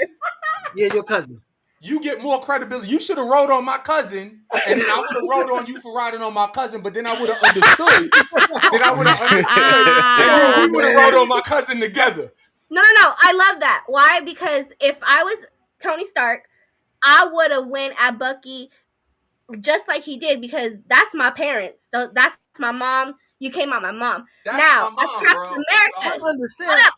As Captain America, though, that's my boy. That's my day one. That's who I'm riding with. So even that's fair, and that's what makes the movie compelling. Yeah, they all were right. They all were victims. They all were right. That's what makes the movie compelling. But also, they didn't have to gang them, though. Murder is not right. Murder is not right. You're talking about he was going to murder him. It wasn't like he was going to whoop his ass, take him to get ice cream, and have him show him where he had him fucked up on a map. No, he was going to kill him. Yes, well deserved. Well deserved. You killed my mom. Like, I'm letting you know, it would be on site. Like, that's. And wait, JB, didn't you just say that Jean Grey got an answer for her crimes? Look. Yes, she does. He's a murderer. At the end of the day, whether he was brainwashed or not, he's a murderer. Jean did what she did with full knowledge of what she did, control of her actions. That guy that jumped in front of the taxi, he didn't have a choice. And guess where he's at? The pearly Tell gate. that to all the victims that by the hand of the Winter Soldier. It don't matter. Let's flip this. Let's flip this real quick. So, should Wanda kill Tony for killing her parents? First of all, Tony didn't. That was war. Tony didn't send that. Tony didn't send the missile. That was somebody that bought Tony's weapons. Do we go after gun manufacturers? No. So Tony didn't kill Wanda's parents. Whoever was at war that bought his weapons did. Let's see. I'm just gonna let you know this, JB. I'm just letting you know right now. How does it feel to be Reggie?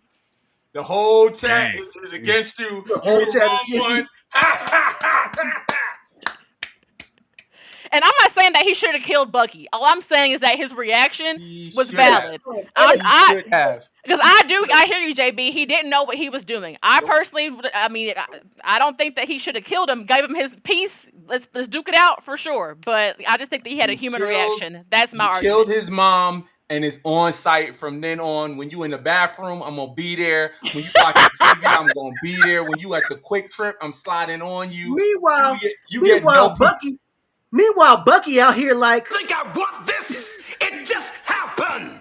He had no control. And just like Al, just like the daddy. And everybody know Al needed his ass whooped. Everybody wanted Uncle Phil to beat Al's ass and drag Al up and down Bel Air. Just like you wanted Tony Stark to whip Bucky's ass because he killed his mother. That's all the reason. We're talking about Dumber stuff for intention. dumber reasons, all right? We're talking about intention. Look at the end of the day, Black Panther whipped the real person that needed their ass beat. That's true. That's And stopped him from killing Tony himself. slander. But look It's how gonna far, be look how Tony far slander. Black Panther was going to go because It's he killed gonna his be dad. Tony slander. No Tony Black slander Panther on my broke watch. 45 international laws to get justice for his daddy, Oh, okay? man.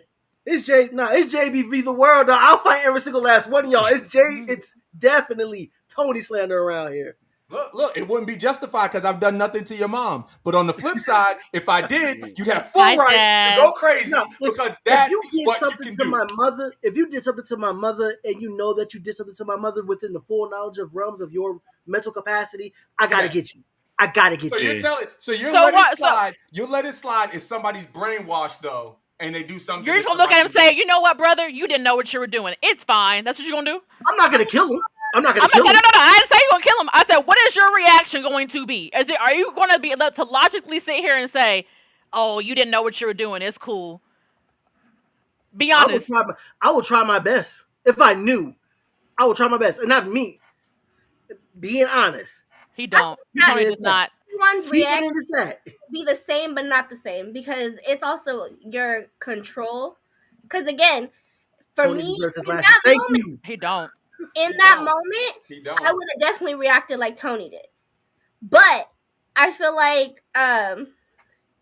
like she was saying earlier, if they had a conversation and he was told in a different manner, he probably would have reacted, but not as if he Not as wanted to severe. kill somebody. Y'all are giving this man way too much. Y'all, are you just going to You are negate not putting all the character building this I'm man has saying- gotten? Like, come on now. You are not He's had putting enough- so much way too character much development.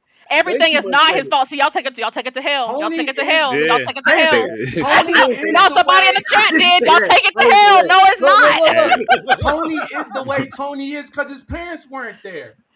Bucky is the reason why Tony turned out the way he is. I'm just saying, like, yo, look, if Spoiled little you bitch. sneeze on my mom, I'm gonna fight you. What I you gotta trying to be tell me honest. is that Tony Stark would not be Tony Stark if his parents were still alive. And He that's built his Bucky's first fault. engine at like 12 years old. He graduated from MIT at like 16. The chip on his shoulder came from not having his mama around, bro. The shit chip on the shoulder came from not having his daddy's approval. Look, either way, he could have, and now he'll never get it. You want to know why? Because of Bucky. Because of Bucky. Why not? Didn't he finally have his daddy's approval in Iron Man 2? I He mean, got it in hearing, a retrospective tape. I'd rather have my dad around. So but when also he- hearing when after, but hearing years of being like in his eyes mistreated, just to hear, oh Tony, this was all for you. Don't do shit for me. I'm so sorry. I gotta go by your actions and how you treated me while you were alive. got And while the that is nice to hear, that doesn't negate years of trauma. So you got the validation, but because it didn't come with a hug, cool. So if I treat you like shit for our entire every friendship and day. leave you a message, JB, I just want to tell you, you were the best person in this community that I've ever met. I just want to let you know that you were the best thing ever. You were a champion of the community, but I treated you like shit the entire time we knew each other. on So site. it should be good. On It should be site good. every day. I'm gonna be like, I know, but still fuck you. Exactly. Exactly. Oh man. Every day he Yes. wake up, he gonna have to schedule his Hour Starbucks, was the his, shit his that- dump, yeah. and then these hands because he killed Present my mom. fathers, man. Present fathers. You don't want your kid to turn out like a whiny man child, like Enos Not too Cantor. much. Not too Wow. much. Big Not ups too to the much. best dad in the MCU, Yandu. I'm Mary Yeah. Poppins, y'all. I'm Mary Mary Poppins. Poppins, y'all. Mary Poppins. I'm mad that we're not gonna get any more of them. I know, Yeah. like that in Guardians 3. Whenever Kraglin saw him, like when he was trying to get the arrow going, oh my heart! He's like, use your heart, boy. Ah! Tears. Yeah. Guardians 3 is goated. Guardian Yeah. 3 had me in tears the whole time. Yando was Guardian- well written. Like I said, Yando is the Uncle Phil of the Marvel Cinematic Universe. He We talking. was the dad that we needed. We talk about Yeah. superhero fatigue, and this one, the Guardians films tells me exactly that superhero fatigue is fake. We Very got fake. 3 Fake movies news. about a talking raccoon, a talking tree, and we cared every single Yeah. time with no misses because they were good movies. They were solid outings, and they were very well put together. Give us that. Superhero fatigue is not a thing. It's not even a conversation.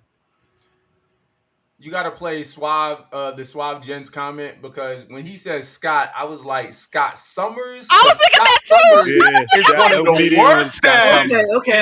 I was like, Scott Summers ain't got a kid that he is supported throughout adulthood. Scott is the most half checked in.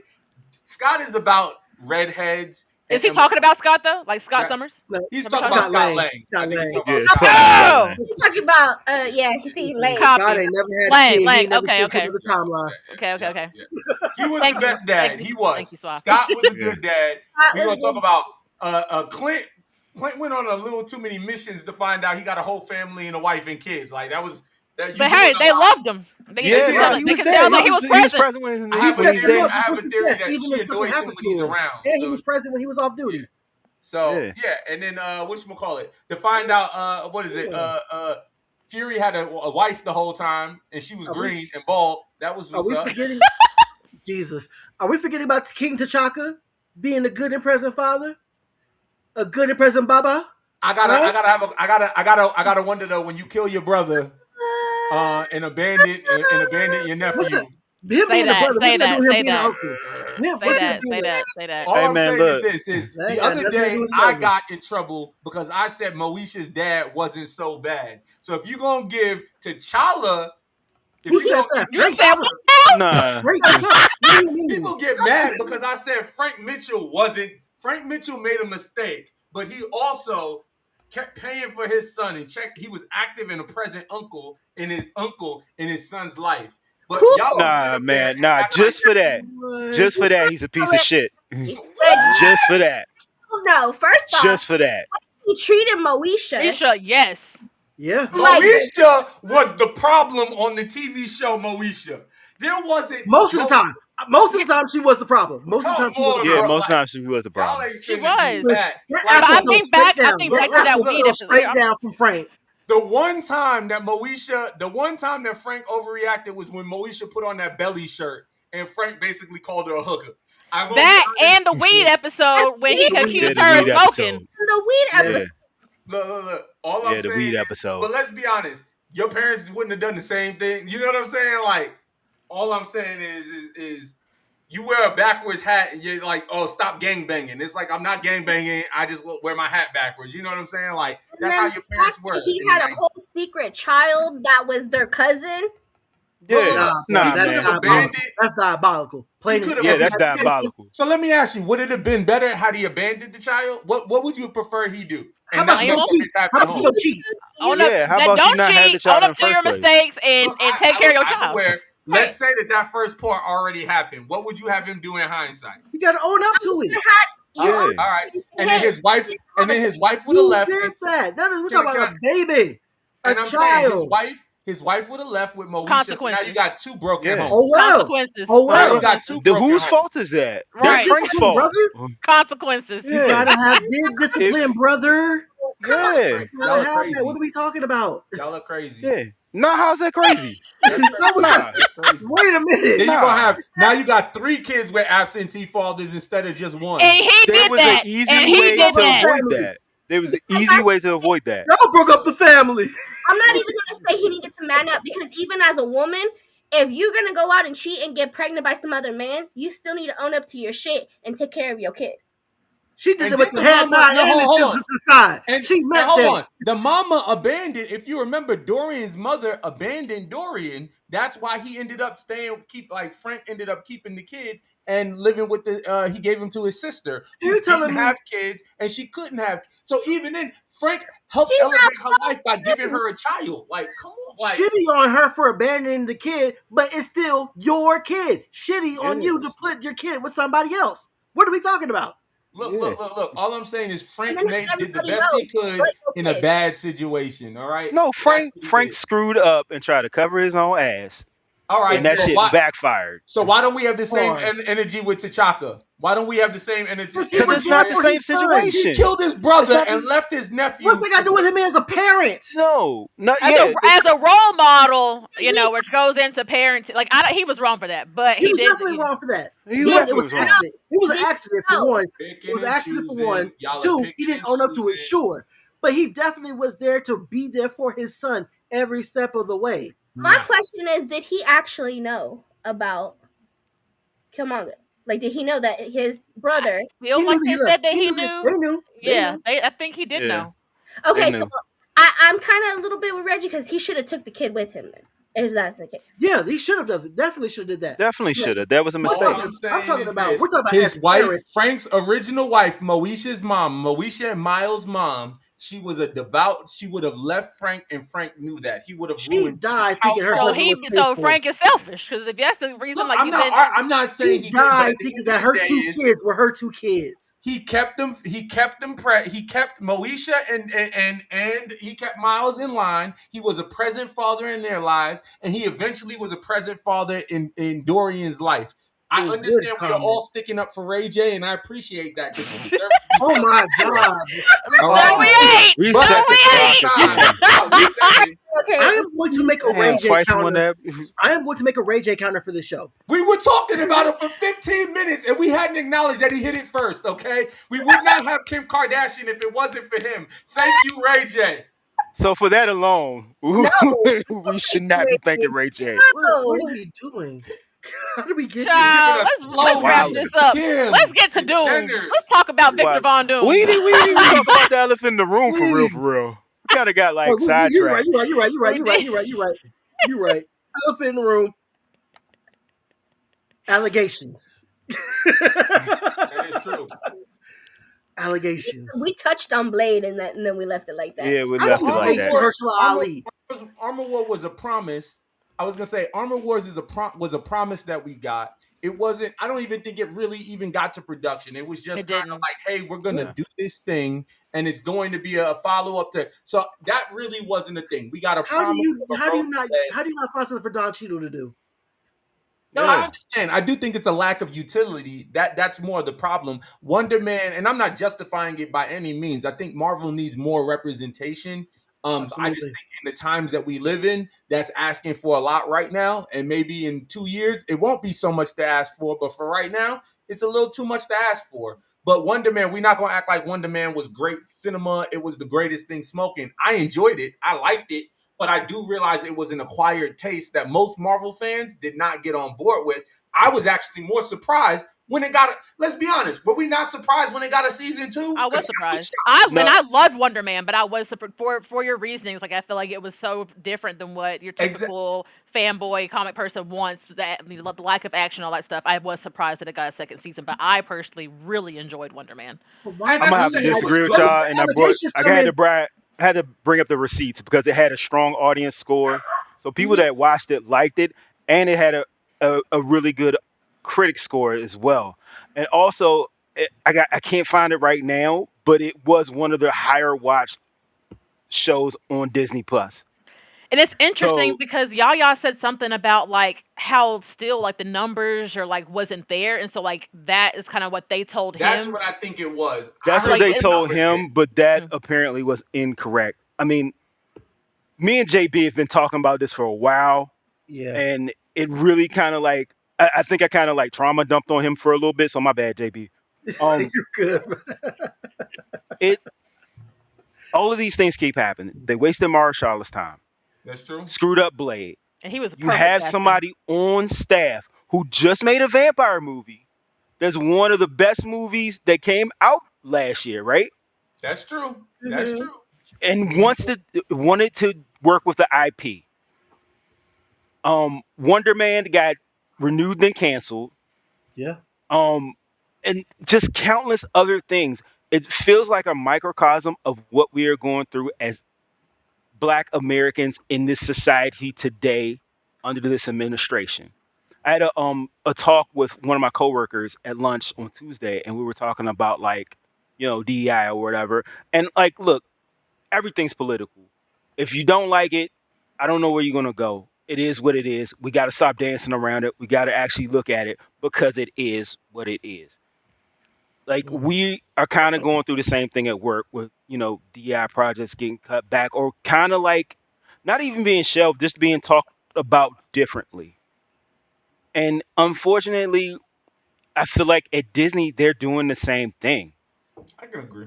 It's the same thing. They're trying to get things through the government, and this government hates black people. Like, just being real about it. There's we can't dance around. We can't dance around it. Can't put your head in the sand because it is what it is. If you're not straight white Christian, you're in the crosshairs for something. Exactly. And I think Blade, that's bleeding into it.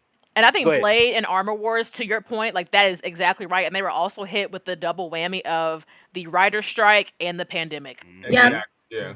Yes. Unfortunately, you guys, I do have to go, but I very much enjoyed this. Oh. All right. Thank you for coming. Right. Yes. Thank you for coming. Fun talking with you. you. I can find you real quick before you go on your way. Well, you guys can find me on all social medias at La Madrina _XOXO. You can actually find me right now after this on Sports for You Wrestling. And we go live every Wednesdays and Mondays for Monday Night Raw. Yay! Yeah. And this definitely again will not be the last time I'm here on JB because I love getting to bring out my nerdy side. So and thank you for your time. Thank you for coming. Bye, y'all. It was nice meeting you guys. Bye. Have a good show. I'm gonna pop in when we're done here. Okay. All right.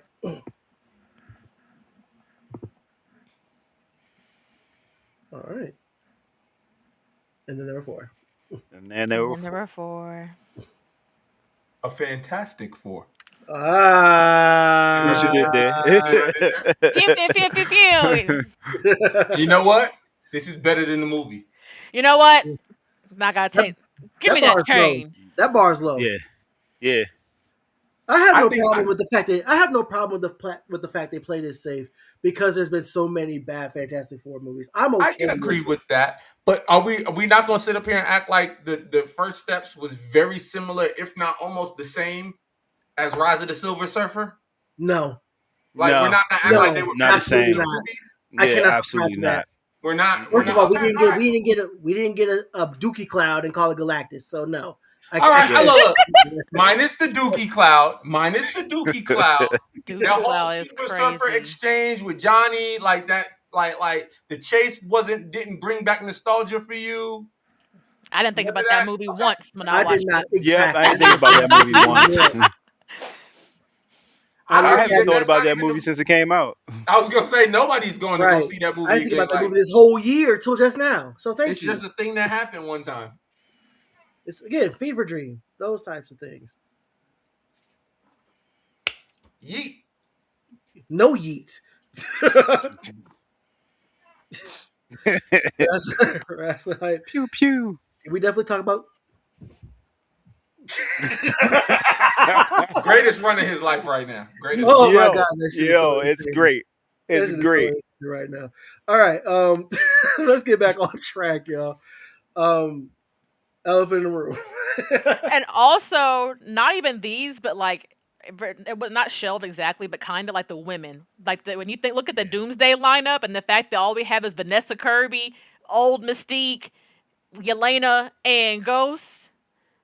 Where the women at? And I'm sure, like, I do think that the Marvels are going to come back. Like, they're just not announced, but like, yeah, the women are not represented very well either. I think we're gonna get Jean. I think we're gonna get Jean and Hadley.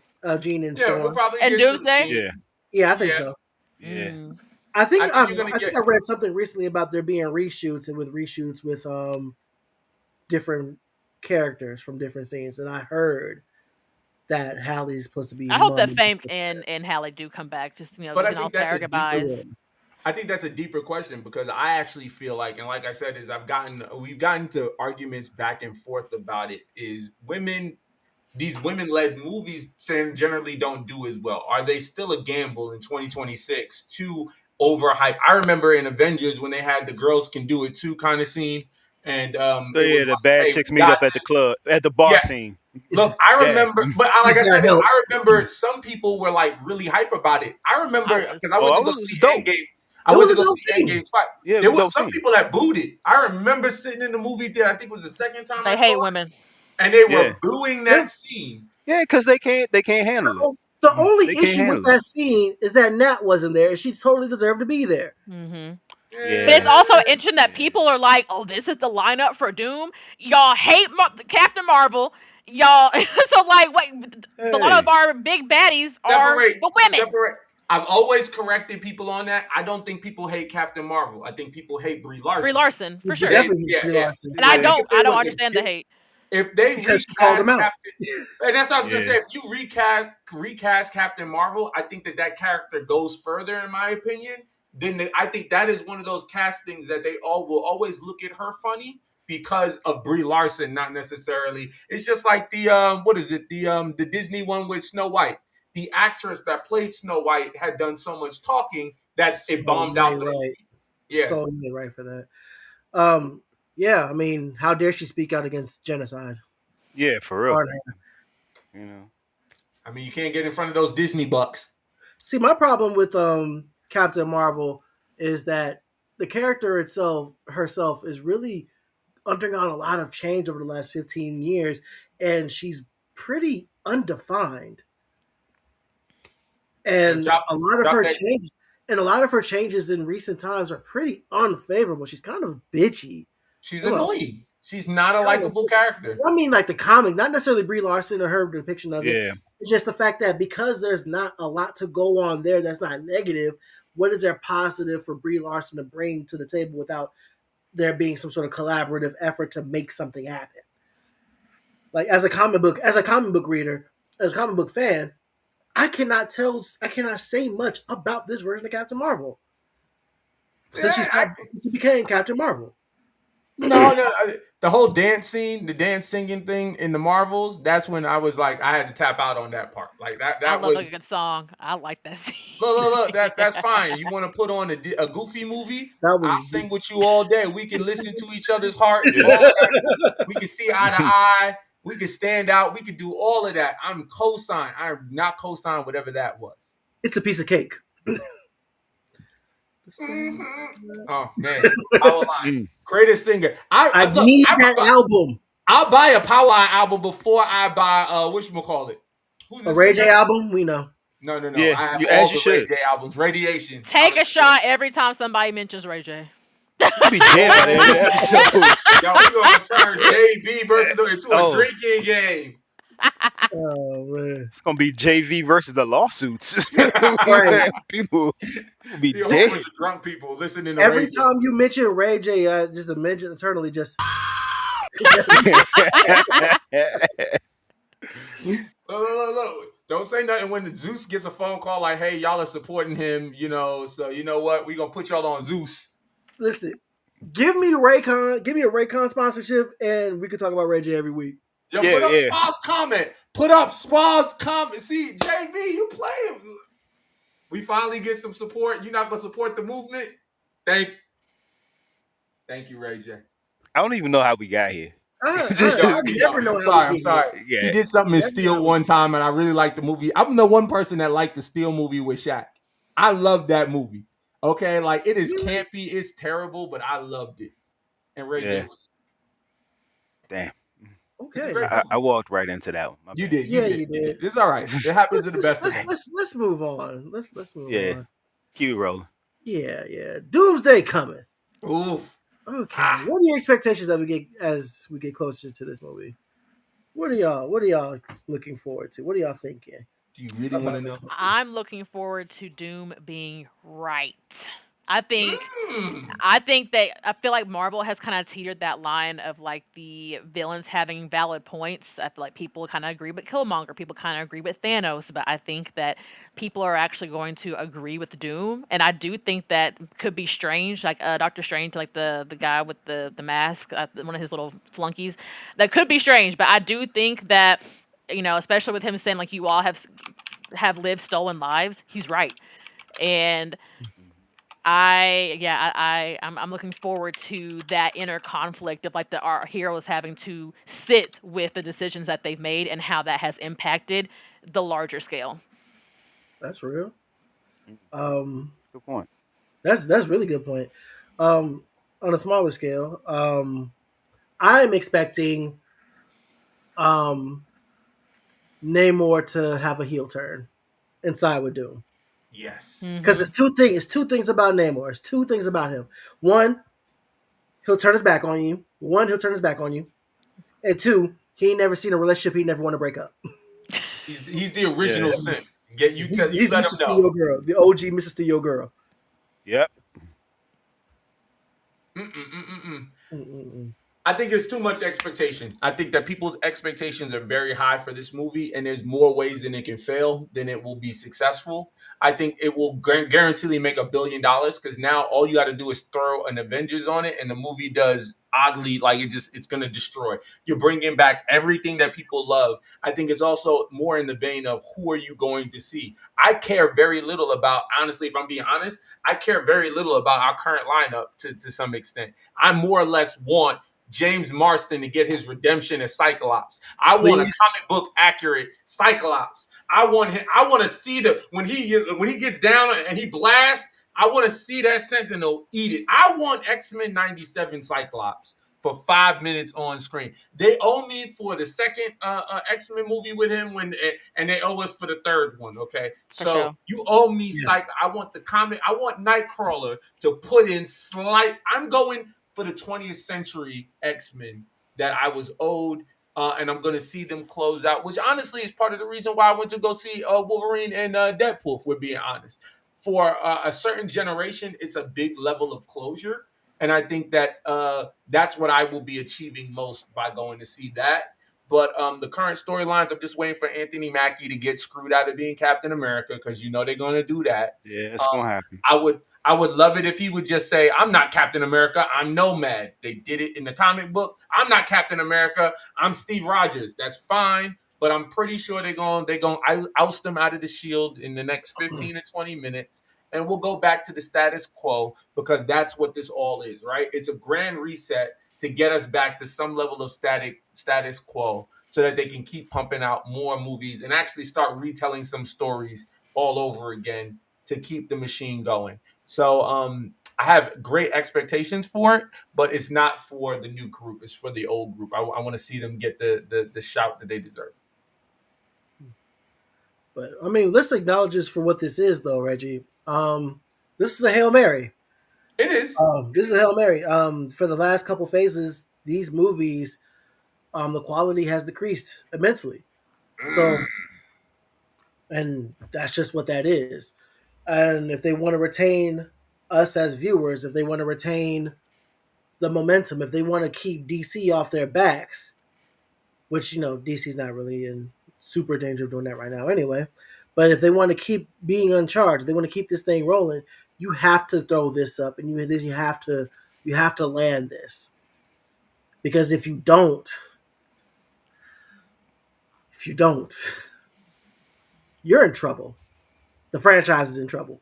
I If do you throw out I do throw out one argument though, and a lot of people say that since Endgame, Marvel has seen a decline, and I argue it's just in our expectation, and that's why I'm saying we're expecting too much because they've had more billion-dollar plus movies with this phase more so than they had any other phase that came before it, and I'm talking about individual. I think before that I was just pulling up the numbers. Civil War did a billion. But after Endgame, coming in after Endgame, you got things like Spider-Man did a billion. Yeah. You have No Way Home did a billion. You yeah, have where was the other one? Wolverine and Deadpool did a billion. yep, Spider-Man Brand New Day did a billion. So you do have $1 billion. Yes, they're all Spider-Man. So just note that Spider-Man is a $1 billion franchise. most popular hero in the world. But I will just argue that you have had more $1 billion successes post Endgame than you had pre Endgame. But I would still argue our expectations were not met with what they were putting out coming forth. No, My not at opinion, all. yeah. And I think a large part of that is the fact that up until a couple years ago, they were just churning projects out left, right, and center. Yeah. And I agree with you, Rich. Like when I think back, like I feel like, and I see both points, but I think like when I think about Phase 1, when I think about movies that really stuck with me, it's like it's not all of them. It's Winter Soldier. It's the first Iron Man. It's like there's a lot of the duds in the Thor franchise. Like like there's Yeah. that they have duds even in the beginning. Like it hasn't been hit after hit after hit even before where we are now. So I think Look, maybe man, like even Steph Phase. Curry misses, That's true. right? This was John was coming in with the like from out of nowhere from downtown with it. yeah, Yeah.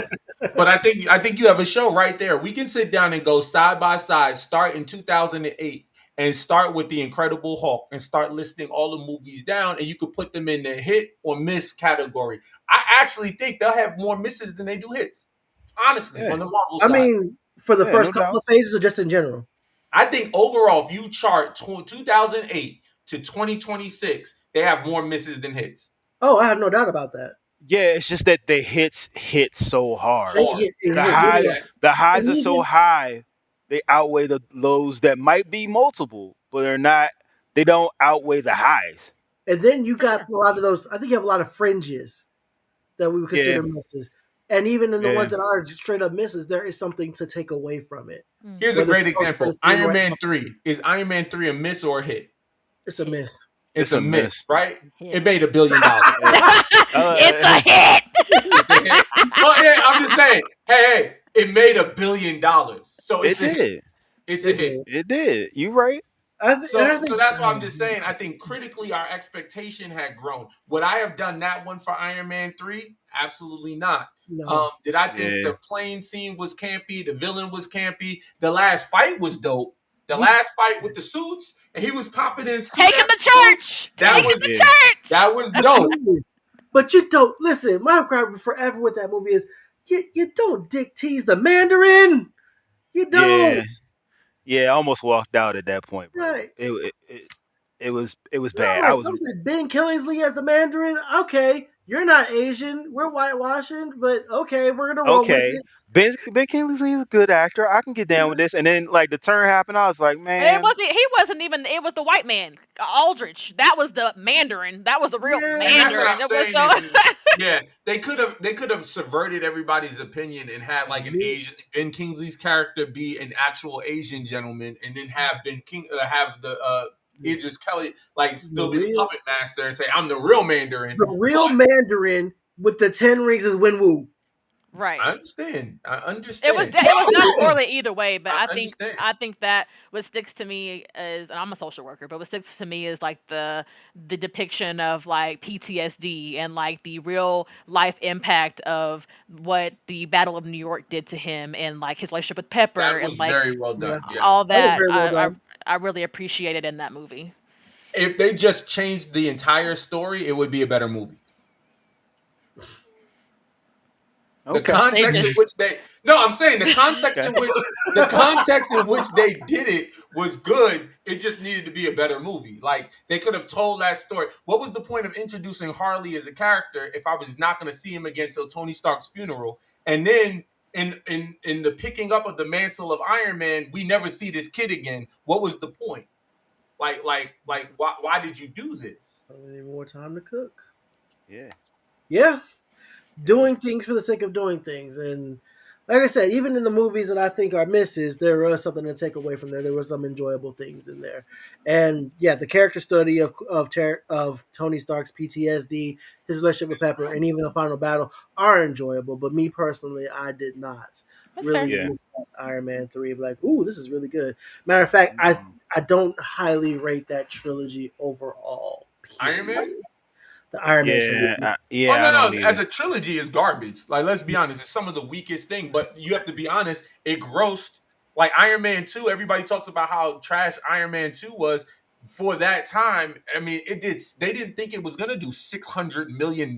You know what I'm saying? Like Iron Man 2 is arguably. I argue at one point that was one of the worst movies in the entire MCU. You know what I'm saying? Thor Hulk said, "Don't worry about it. I want that." Hulk exists. Thor exists.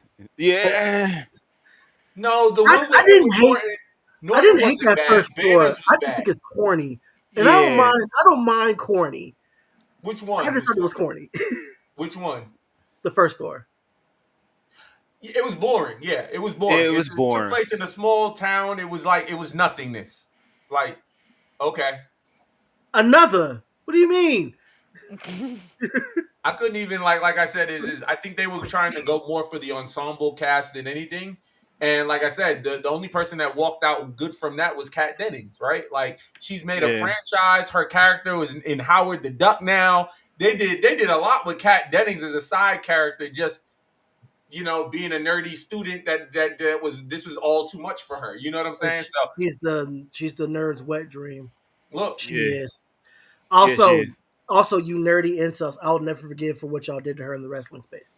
I will never. Yes. forgive that. Yes. Never. We have to talk about it another time. But yes, Yeah, y'all all definitely. deserve, you know, a couple knuckles across your face. 10 lashings. And Captain America does have the greatest trilogy, and it is primarily on the back Yes. of Captain America 2. And keep in mind, it's Captain America 2, Civil War, and the First Avenger, right? Like, it's like Yeah. First Avenger Yeah. is probably the weakest one in that group, and Oh, no that doubt. says a lot. Yeah. You know what I'm No saying? doubt. Like, No To doubt. me, it's I'm also giving that to corny. Guardians as the best trilogy. Me personally. Guardians You is know the what? best. That's you know what? That's solid. I can't even argue. Yeah, no, that's a solid I'm argument. rolling with Cap, but it's like Cap is up there, but for me, it's they're one- Guardians. they're 1A, 1B. I'm Yeah. not mad at that at all. Nah. Yeah. I'm not mad at that at No. all. Yeah, I'm Yeah. sorry. Because Guardians Guardians, in They're Guardians, 01 like I said, Kobe and Shaq. Guardians was a cosmic story, and I know in a lot of circles that was hard. That's a harder sell. But like I said, Captain America has 3 entirely different themed movies, if that makes sense, and they all work well. The second one is like an espionage storyline. I don't even know how to classify Civil War. What is that? A betrayal or revenge? Avengers 2.5. Literally. Well, yeah, I mean, Yeah, and it's that's Avengers what a lot of 2.5. people, whenever I get into arguments about a Civil War, they always say that Cap needed the entire Avengers, basically, to fill out Captain America 3. But I ask, how could they have surpassed Captain America 2? Like, Captain America 2 is peak cinema to me for MCU. Like, That's a there top 5 aren't very MCU many movies that are movie. better than that. For sure. It's a top 5 MCU movie. But I think with Guardians, like, nobody knew or cared about the Guardians, and they were able give you to that. Yeah. they were able to take a group that nobody cared about and like look what they did with it. I'll And give you that. I'll give you That is that. the and they reason- stuck the landing. They stuck the landing with Yeah, the they last did movie. stick the But landing. that was James. To me, that's Guardians- James. That speaks more to James Gunn than anything else. Like, his Guardians- ability to capture those characters, he did well. That's true, but it's also Which he's not doing in DC, which is crazy. I'm loving lanterns. I'm loving lanterns. Lanterns is Lanterns great. No, great. Lanterns is Superman was not a bad movie. The only miss he had, Superman in my was opinion, amazing. I love was Superman. Supergirl. Supergirl was just, and again, is I just think it was more of a matter of timing. I'm very critical of why they do this. I will be honest. You would have probably caught me quoted to say that women are not buying superhero movies to the volume that they would want them to. No, and sometimes they do cater their movies to that. But I do think I am not 100% sure about that. well, I would. Yeah. I could say Yeah, we can pull up I'm not actual sure about fan. that. We can pull up actual I mean, metrics. because when it comes to nerdy stuff and nerdy interests, I've found that women are more diverse and way deeper in than the men are. Yeah. We stay within our niche lanes. Okay, And to I Diddy's would- point, James would didn't let you- do Supergirl, and I, as a Superman hater, he made me like Superman. I do not Yeah. at a DC. I do not like Superman, but I loved James Gunn's Superman movie. Superman was a throwback. It was finally. I was not, like I said. Henry Cavill was a good Superman, but his movies were not good Superman movies. Why? No. Because Superman inspires hope, and those movies were the opposite. Like, I don't like the Snyderverse. I'm that guy. I don't like. there Yeah, aren't I ain't very like the many- Snyderverse either. Yeah, there aren't very many redeeming qualities to the Snyderverse to me. I think it No. hurts DC legacy more than it helps its legacy. Absolutely. And that's it's the Snyderverse as well as Ezra. Was it Ezra Miller? Ezra Whatever. Miller. The Flash. Yeah. Yeah. Tara, I almost said Bridger because that's where my mind goes when I think of Ezra. I only think of Ezra Bridger. But I would just say is as a whole to the MCU is they do better movies and they are accumulated a lot better and they tell a more cohesive story. But James Gunn was the heart of the Guardians franchise. Mhm. Without him, I honestly would not try it again because I think they would be vastly disappointed. I mean, I think what the Guardians from trilogy just proved is that if you write enough, you can make all these characters work. Right. And the fact that we've never had Nightwing on screen, Bro, Woo! criminal. Criminal. Titans was good. Titans, yes. See, okay, I'm with you. I'm with you. Titans was good. Titans was good. Titans didn't get the was love good it in deserved. garbage. What? Excuse me? Garbage. Excuse me? Negative. Garbage. Wrong. Garbage. What was garbage about it? Those last couple episodes, Bald Superboy. I wasn't fucking with that. All right. Look. That's Even another Arrow, episode we even can talk Arrow about. had We its can talk about garbage Titans. season. You're right. can talk about Flash that's had another its garbage season. All Yeah, right. different conversations. Look. They all have had their moments, but Titans overall, his arc from Robin to Nightwing to now he's got to train a new Robin. That story arc was amazing. Even Jason Todd, as unlikable as that character was portrayed in that, gently makes you root for him by the end. Yo, They he had capping real hard. He wants to be Jason Todd again. They had Sir Friendzone from Game of Thrones as Batman. Look. All right. Sir Friendzone? There were a lot of, but they wanted to set the expectation really early. Sir Friendzone?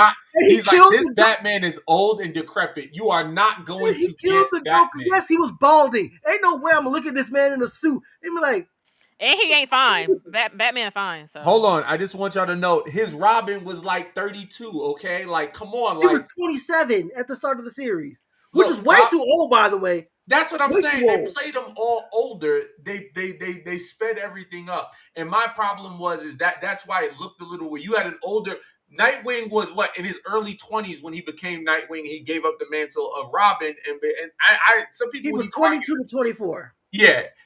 In this one, he's in almost 30, and he's no longer Robin. So that's what I'm just saying. It's like they pulled it out. If anything, you have to explain to me how electricity killed Wonder Girl. That's what I'm trying to figure out. How does a bullet kill an Atlantean? Need to explain to me how a light post killed Wonder Girl. I need to know that. Fucking Pikachu killed her. Ain't that a bitch? I'm just saying. Stand that show. But I think the expectation for Avengers is going to be very high. They're going to make $1 billion, so they're going to keep going. But let's be honest.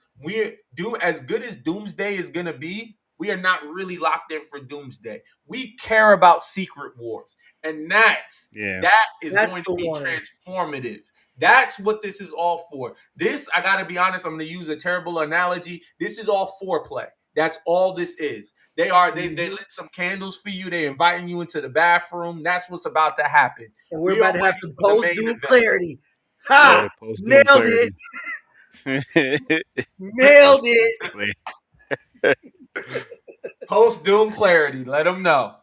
Post-Doom clarity. This is a love affair that's going to be with Secret Wars. That is all this is. Because they're about to get cooked. Yeah, absolutely. They can lose. Who cares? It's all going to get reset in Secret Wars. I think Thor is. Yeah, I think Thor is out of here. I think Thor is done. I think it's a lot of people. A lot of the original group is going to be cooked, if not everybody. They should all get recast. I mean, look at the X-Men. They're about to put everybody on rookie deals, like I said last week. Yeah, the ones that are dead. The ones that are dead. Which is going to be just about everybody.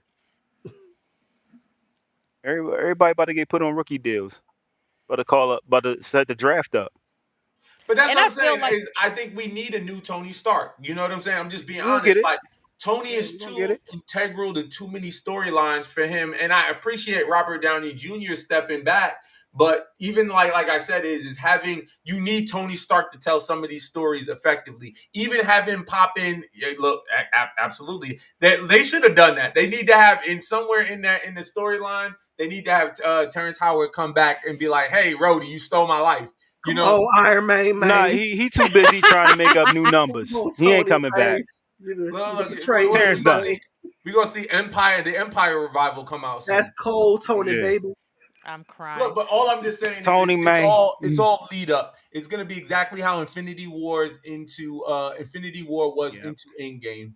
And like I said, the big thing, and I gotta be honest, I don't honestly think people are even looking forward to that. They're looking forward to the rebooted MCU. What is the world going to look like when the mutants get here? And you're not going to get that. I was just having this conversation with somebody this week. You're not going to get that until 2030?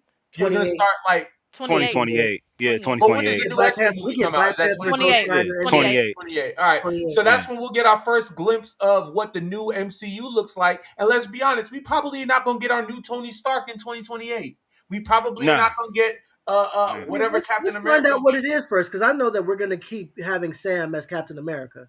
And from what I've heard, and these are just rumors, so take it with a little grain. What I've heard is Mark Ruffalo's done after this. Yeah, that's pretty much it. Yeah, he's done. I've heard that he's done. What else can you really do? Karen Gillan is making an appearance at some point between these two movies as Nebula, and it'll be her last appearance as well. Yeah. But I feel like Kevin Feige said that he kind of wants the future to be like less connected. That way people, kind of what you were talking about, Reggie, people can come in and experience these movies and not feel like they have to do a bunch of homework. So I'm wondering how they're going to do that. But I gotta be honest, the connective fiber is what, like, when you look at a movie that technically would like I gotta be honest, when you look at certain movies like Iron Man 3 that would not have normally done as well as it would have done, but it's interconnected to so many things. So I have to watch this to get the aftermath of Endgame of what happened in the first Avengers movie, stuff like that. If you remove that connected fiber, it is less incentivizes some people to go see movies, and they have to be willing to take a hit to be able to achieve that, if that makes sense. I think, just to be honest, if I don't have to watch something because it's not connected, I might skip it. I think Brand New Day did it best, because we already know New York is littered, but just having the Punisher and Jean and having Spider-Man there with the way they did the rogues and the different villains, I think Spider-Man did it 3. If they can keep it like that, like don't go so grandiose with it, but just kind of keep it contained. I agree with you. You can keep it going. I agree with you, but the montage of all the villains that Spider-Man beat in the first 10 minutes of the Spider-Man movie is the Spider-Man movie we should have got for this movie, not the Jean Grey origin story. Tombstone looked too good to only have Tombstone. 5 seconds of screen time. Yeah. We better see Tombstone again. I'm not. All of those cameos. Looking forward to see Crondon just say some Right. type of blur. Right. I was looking for that. Yeah. And I'm saying, how long are we gonna have to wait? Thin-lip, web weaving son of a. I'm just saying, how long are we gonna have to wait for Vincent D'Onofrio to finally encounter Spider-Man? Like, how long are we gonna have to wait for Kingpin to have a showdown? See, with that's a Sony issue. That's a Sony issue. I know, I get it. I'm That's saying the problem. is like clearly they can join together to make money, because when you sit down talking about every Spider-Man movie has done billions of dollars, so everybody's eating when Spider-Man is working with the MCU, and Sony and Marvel are on the same page despite email leaks. But I'm just saying is nobody signed up for the MonsterVerse. Craven was double garbage. Morbius super trash. We don't talk about them. We don't talk. We don't talk about Bruno. I know we don't. I know we don't talk about Madam Web. That too. We don't talk about none of them. Okay. None of those things happen. So we don't talk about happen. There's no war in Bossing Say. You know what? Exactly. Fucking kill life. Yo, there's no war in Boston Say, yo. She right. She's right. Exactly. Right. They only put out bangers. Only bangers. Spider-Verse only. Spider-Verse, that's it. Nothing Only else bangers. exists. Only bangers. Nah, Tom Hardy. Look, that was Tom Hardy. Mind your business, that's all. Mind your business. I pre-read the comments. I apologize, because I was gonna say is even the Venom movies. Like, some people like the Venom movies. They're I haven't okay. met one. They're okay. But some people like them. I still haven't watched The Last Dance, but yeah. Yeah, I haven't watched them. And they made a mistake not having, honestly, Venom should have been R, but not having Carnage be a R-rated movie. That should have been straight body horror. He should have been ripping people to shreds. See, how you gonna have a Venom movie? How you gonna have any type of Venom anything without Peter Parker? Like, that's the whole thing. That's why I couldn't get jiggy with any of those movies. That's why I never cannot get jiggy to this shit. Bullshit. I cannot get jiggy to this shit. Try again, motherfucker. Look, he didn't even have the white spider on his chest. So as far as I'm concerned, that movie shouldn't have been called Venom. It should have been called Symbiote Man. That's it. Man. He's just Symbiote Man. That's it. Symbiote Man's crazy. Jilted lover. He's just jilted lover. Look, That's Venom's whole thing. Look, I was over it. It was a bad movie decision. Hold on, can I think of a worse movie decision? Oh, Jordan in Batman 3. Jordan Gordon-Levitt's as Robin, but not really Robin. I refuse to say his name right because he has an obnoxious name. Of things with The Dark Knight Rises. Yeah, look, it was too much. It was like there was a lot of things happening that was just kind of like, huh? Jordan Warden. I don't First of like all, where that hole at? Where was that hole located? How did Bruce get back to Gotham? Explain to Didn't me it blow up every day why. swim? What happened? Did Commissioner Gordon send every cop in the city into the sewer? No, how come if you knew the city was under siege and the stock markets were also under attack, how come he didn't get his money back? How come he stayed broke? He sent every cop into the sewer. Every cop in the whole city went into the sewer at one time. Every single one. That was dumb. Yeah, it was crazy. With little pea shooters. Crazy. Pew, pew, pew, pew, pew. Denny, Clayface is about to eat. The horror community is going to show up and out for Clayface. I hope so. I think I hope so. I hope so. I'm showing up for it, but I hope he gets a following.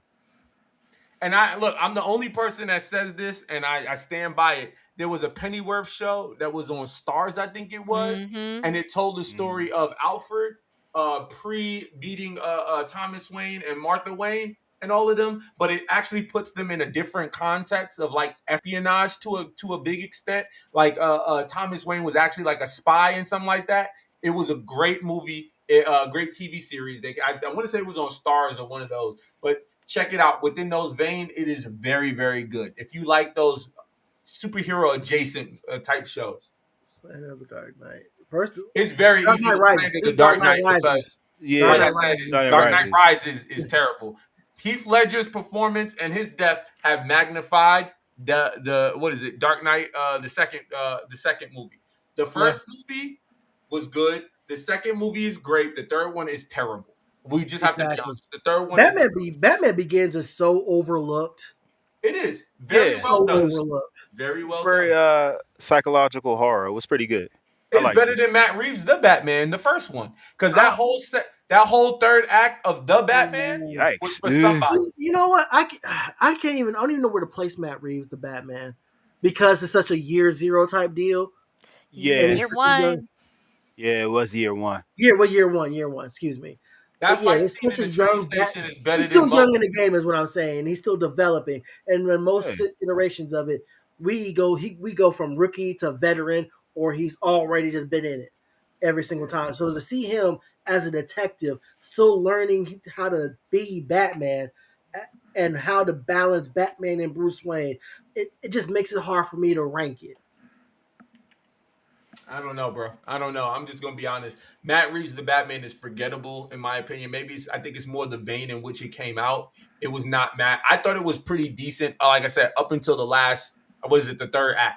When by the time they get to, he's walking through the water and he's fighting the Riddler gang. At that point, I was like, where did this part of the script come from? Who added this part? Because it definitely did not feel organic. It didn't feel like it was originally. It didn't feel intertwined into the movie.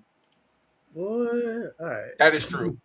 And plus, I don't like Andy Serkis's portrayal of and I found, just to be honest, Glitter Boy, I found him to be very annoying. You said who to be annoying? The man, Robert Pattinson. I still call him Glitter Boy because he will always be Twilight. Oh, yeah. He'll always be Twilight. Yeah. The baddest. Glitter vampires. I'll never look at the same ever again. No, I feel like Robert has done such a good job at breaking out of that. Like, really? Mickey. What's your favorite Robert Pattinson movie? Mickey 17, The Odyssey. But Mickey 17 is my latest one. Hey, that's a good movie. That's a good movie. I will give you that. I saw it on a plane. I did see it on a plane because I feel like that's the only time I could consume that movie. But I will give you Mickey. The Odyssey just came out. It was going to be great. I wouldn't say it was great because of him. But as soon as I'm able to get that beggars clip, somebody get these beggars out of here. But not even carrying a project. I just feel like as an actor, I feel like he's done a decent job at like ascending from Edward Cullen. In my personal I will give you that to some extent. I think for me, maybe, and some people can call me a hater. It's okay. I just don't like his face. Like, I just be honest. Like, he's just that's fair. He's got that mopey. He's got a punchable face. Some people do. Yeah. Some people got punchable faces. when I see him, I'm just like, yo, I just didn't like him as Bruce Wayne. Like I like for me, it's Terrence J. I want to punch Terrence J in the face. you like Terrence J. From 106 and Park? Yes. Okay. I don't know No, why. He's a good dude, bro. I met him in He Miami is? one time. He's a good dude. I imagine he is. I have no personal vendetta against him. I just want to cock back and just give him one of these. Dang, Terrence J. Sorry. My wife feels that way about Drew Sidora from the game because she stole Derwin away from Melody. So every time, no, but Durham was trash. It didn't matter what Drew did. Durham, that's a toxic relationship. Durham right was there. a great guy. Wrong. Derwin. I see both sides of the Derwin and Melanie thing. I think they were bad to each other. other. They were toxic. Yeah, they were toxic. Melanie was insufferable. They were bad to each other. Look, Black men don't cheat, man. Everybody has that one person. Mine is Robert Patterson. Robert Patterson. No, not the writer. Isn't he the writer too? Is that the same guy? Different guy, right? Who? Robert Patterson's also a crime writer, isn't he? Yeah, he is. Yeah. Never put two Man and of two many together. talents. Like he's a superb actor. No, I think he's done a lot to kind of break away from Twilight, and I applaud his effort because honestly, I can't think of him as in any like subpar performance in anything I've seen him in post that. The drama. I didn't like his Zendaya. That was also a good movie. Oh yeah. Dang. Yeah, he got a bag. He's got a bag going. For what?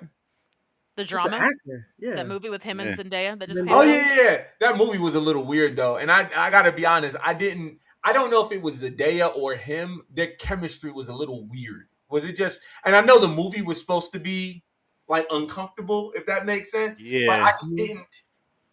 Maybe it was me. Their chemistry was a little weird for me. Like I didn't buy it, if that makes sense. The two of them, if that. And Jenny, that's the point. He wasn't sleeping. There was no balance. So a depressed Nepo baby, yeah, that was his whole thing in the Batman. Mm-hmm. Which is why I can't rate it, because he's still trying to find his way. Batfleck is still my Batman, bro. Batfleck. Batfleck. First he's got the greatest Batman fight scene in all of Batman history. That warehouse fight scene is the greatest Batman fight scene. He was still murdering people, but you're right. You're right. Oh no, he was. But again, I don't like I said, is Snyderverse, right? Like, James Patterson, that's right. James Patterson, I'm sorry. Yeah. I was gonna say is you have to look at the Snyderverse in a bubble, right? Like we got a hopeless Superman and we got a murdering Batman. Like everything about the Snyder.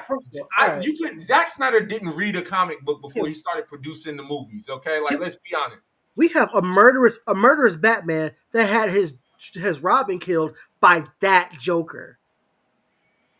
And let's be honest. Ain't no way I'm looking at that Joker thinking he stands a snowball's chance in hell of surviving against that Batman. Look, I'm just going to put it out there. I didn't take him seriously because of that Harley. His Harley was annoying to me. Like, that Birds of Prey movie was rough. That Birds of Prey movie. You want to talk about one of the worst cinematic comic book adaptations? It's Halle Berry Catwoman and that Birds of Prey movie. Halle Berry Catwoman is the worst one. Is the worst superhero of all time. Yeah, it was pretty bad. I know people gave it a lot of love. Who gave it love? I give it love. I can recognize it's a bad movie that I love, that I like to enjoy. Right. I'm not saying it's a good movie, but I find it enjoyable. And like I said, I think we are all entitled to like bad movies. It's just we have to be able to acknowledge, yo, this is my bad. Like I like this movie. It's not for everybody, but this is my movie, right? Like I just so happen to think all my movies are great, but I also think, like, you know what I'm saying? Like Meteor Man cannot be touched. Like, to me, there's no greater superhero movie than Meteor Man. And that's just because the Golden Lords are the greatest Lords. Look, they had matching suits. They had the Baby Lords. They had hierarchy within the gang. It was great, okay? Yeah, listen. But some people hate Meteor Man, you know? I don't know. First of all, only Nazis and dinosaurs hate Meteor Man. Look, that movie is fantastic. It was great. All right, let's start to wrap up here. It's getting late here. All right. Who is your guys' MCU MVP? Actor, director, character, writer. Russo brothers for me. Yeah, Russo brothers for me. Just doubling down, guys, huh? Okay. Bam. Yeah. Bam, you with this? 10 toes down, baby. Damn. There it is. Let's Yeah. go. RDJ. RDJ. Okay. RDJ. That's a solid MVP option. Solid. I'm gonna go with Captain America. Stephen Grant Rogers. Despite his mistakes, he is and has been, even in his departure, the moral compass of the MCU. And he imparted the spirit of who he is into Anthony Mackie's Captain America. And for that, I think he's the MVP. If you're on Sam's side, if you're on Steve's side, you're usually on the side of moral right. So I say that is my MVP. My MVP is the Watcher, Stan Lee. Without him, there would be no Empire. We would have nothing to stand on. I always argue. I was a comic book fan back when it wasn't cool to be a comic book fan. Back when you got teased to read like you read comic books, you're a nerd. You know what I'm saying? Like chased home with a comic book in your hand. You know what I'm saying? So that generation to me is, I always say, I'm a true comic book fan. We would not have what we have. We would not have do you remember the old 90s Fantastic Four, or sitting down in your living room to watch Fox because they did a weird adaptation of Generation X in like 1998, and you just being so locked in just to get anything Marvel? It's got to be Stan Lee, and he was in what, 26? I think he has 26 Marvel cameos, the most of anybody in the MCU. 22. I think Stan Lee's in 22 Marvel movies across the board, and he will always be the Watcher. So I will say Stan Lee, Excelsior. Excelsior. W. We got to go with it in there, the heartfelt pick. Also, I want to give out a shout out to Agent Phil Coulson. Yes. Oh, Phil Coulson. Yeah, no doubt. No doubt. There would be no Avengers Nope. Without Phil Coulson. without Phil Coulson. My The dog. backbone. My dog. All right. Y'all already know. If I can go ahead and find it real quick. This time it is about time to head home. Is it over? Not till the fish jumps. It's over. All right. So, ladies and gentlemen, tell the people where they can find you. And we're going to start with Reggie. You can't. Ah! Plot twist. Don't Yeah, mind. plot I'm twist. good. Leave Reggie alone. Just Reggie.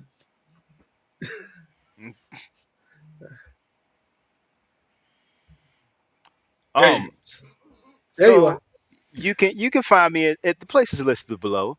I'm on Twitter. I'm never calling it X. Don't get me try to call it X because I will never do it. I'm going to add that to you. I'm going to add that. That's probably my phrase. X gonna give it to him. You can catch me at IG if you want to Rough talk about nerdy stuff, video games, black shit. I'm down for it. You can at me. I'm the anti Reggie. We're still trying to figure out which one of us is the Flash and which one of us is the anti Flash. Reverse Flash. So Yeah. I don't know. Some days I guess it's me, I'm Reverse Flash, and sometimes he's Reverse Flash. Just depends on the day. I like yellow. I'll do the reverse. It's all good. I like yellow. I bet. I'm good. I look dope in yellow. All right, my lady. I am on all platforms at Fight for Rage. I'm also a part of a content collective that consists of 5 dope black women, the Corner 5. As much as I love Marvel, I also love horror and I love anime. So if you're into those things, that's what I geek out about. Shout out to the corner. Shout out to the Corner. All right. We gotta talk anime soon too. Oh, I think, man. Yeah, we gotta get her back. We'll talk about that. I got something, an announcement coming up soon about next week. And hey, hi, how you doing? It's my show. You're here. Like, share, subscribe. Why don't you? If you haven't already. Hype this video. Do I have a hype button? I don't know, but if you can, go ahead and hype that video for me, please, and thank you. All right, so you already know who it is. It's your boy JB, strongest guy in your room. And for those who are confused on how to find me, it's right here. It's JB versus the world. You spell it out. You put it together. You say it one time like a Tribe Called Quest. And that is on Facebook, Instagram, and them blue skies. If you want to argue with me, it's JBVtheWorld on Twitter. And my central hub is JBVersusTheWorld.com. And you can find me every Wednesday and Thursday with these hooligans and some other talented, nerdy people because I like to yap and argue about these things that I love so much. Thank you so much, Fi, for your time, for being here with us this week. It is greatly appreciated. We had a lot of fun. I would love to have you back soon. I would love to rank Avengers film, MCU films with you. So if you are down with Absolutely. that, I had a great time. alrighty. You guys are a good group. So next week, by popular demand, we are doing Nerdy Hills. We Would Die On, Volume 2. My dog Yoshi coming back. It's official. At some point, I'm not sure what we're doing tomorrow. I'm not sure what I'm doing tomorrow. I have no idea. But you will know because I'm going to post it on somewhere, on these things, right there. One of these things, I'm going to post it somewhere tomorrow. So until then, as we say, when we sign out of here, let me check these comments before I get up out of here. I don't want to be rude. You know. All right. Suicide Squad was ass though. I agree. Yeah, good night. Suicide Squad hurt. The second one wasn't bad. The second one was good. Second one was good. The first one god awful. See, I'm a Will Smith lover, so I'm going to defend the first one. He was the best part of that film. He was the only good part of that film. So you talking about the Aztec Fire guy? Yeah, he was dope. He was dope. He was dope. Anyway, Diablo?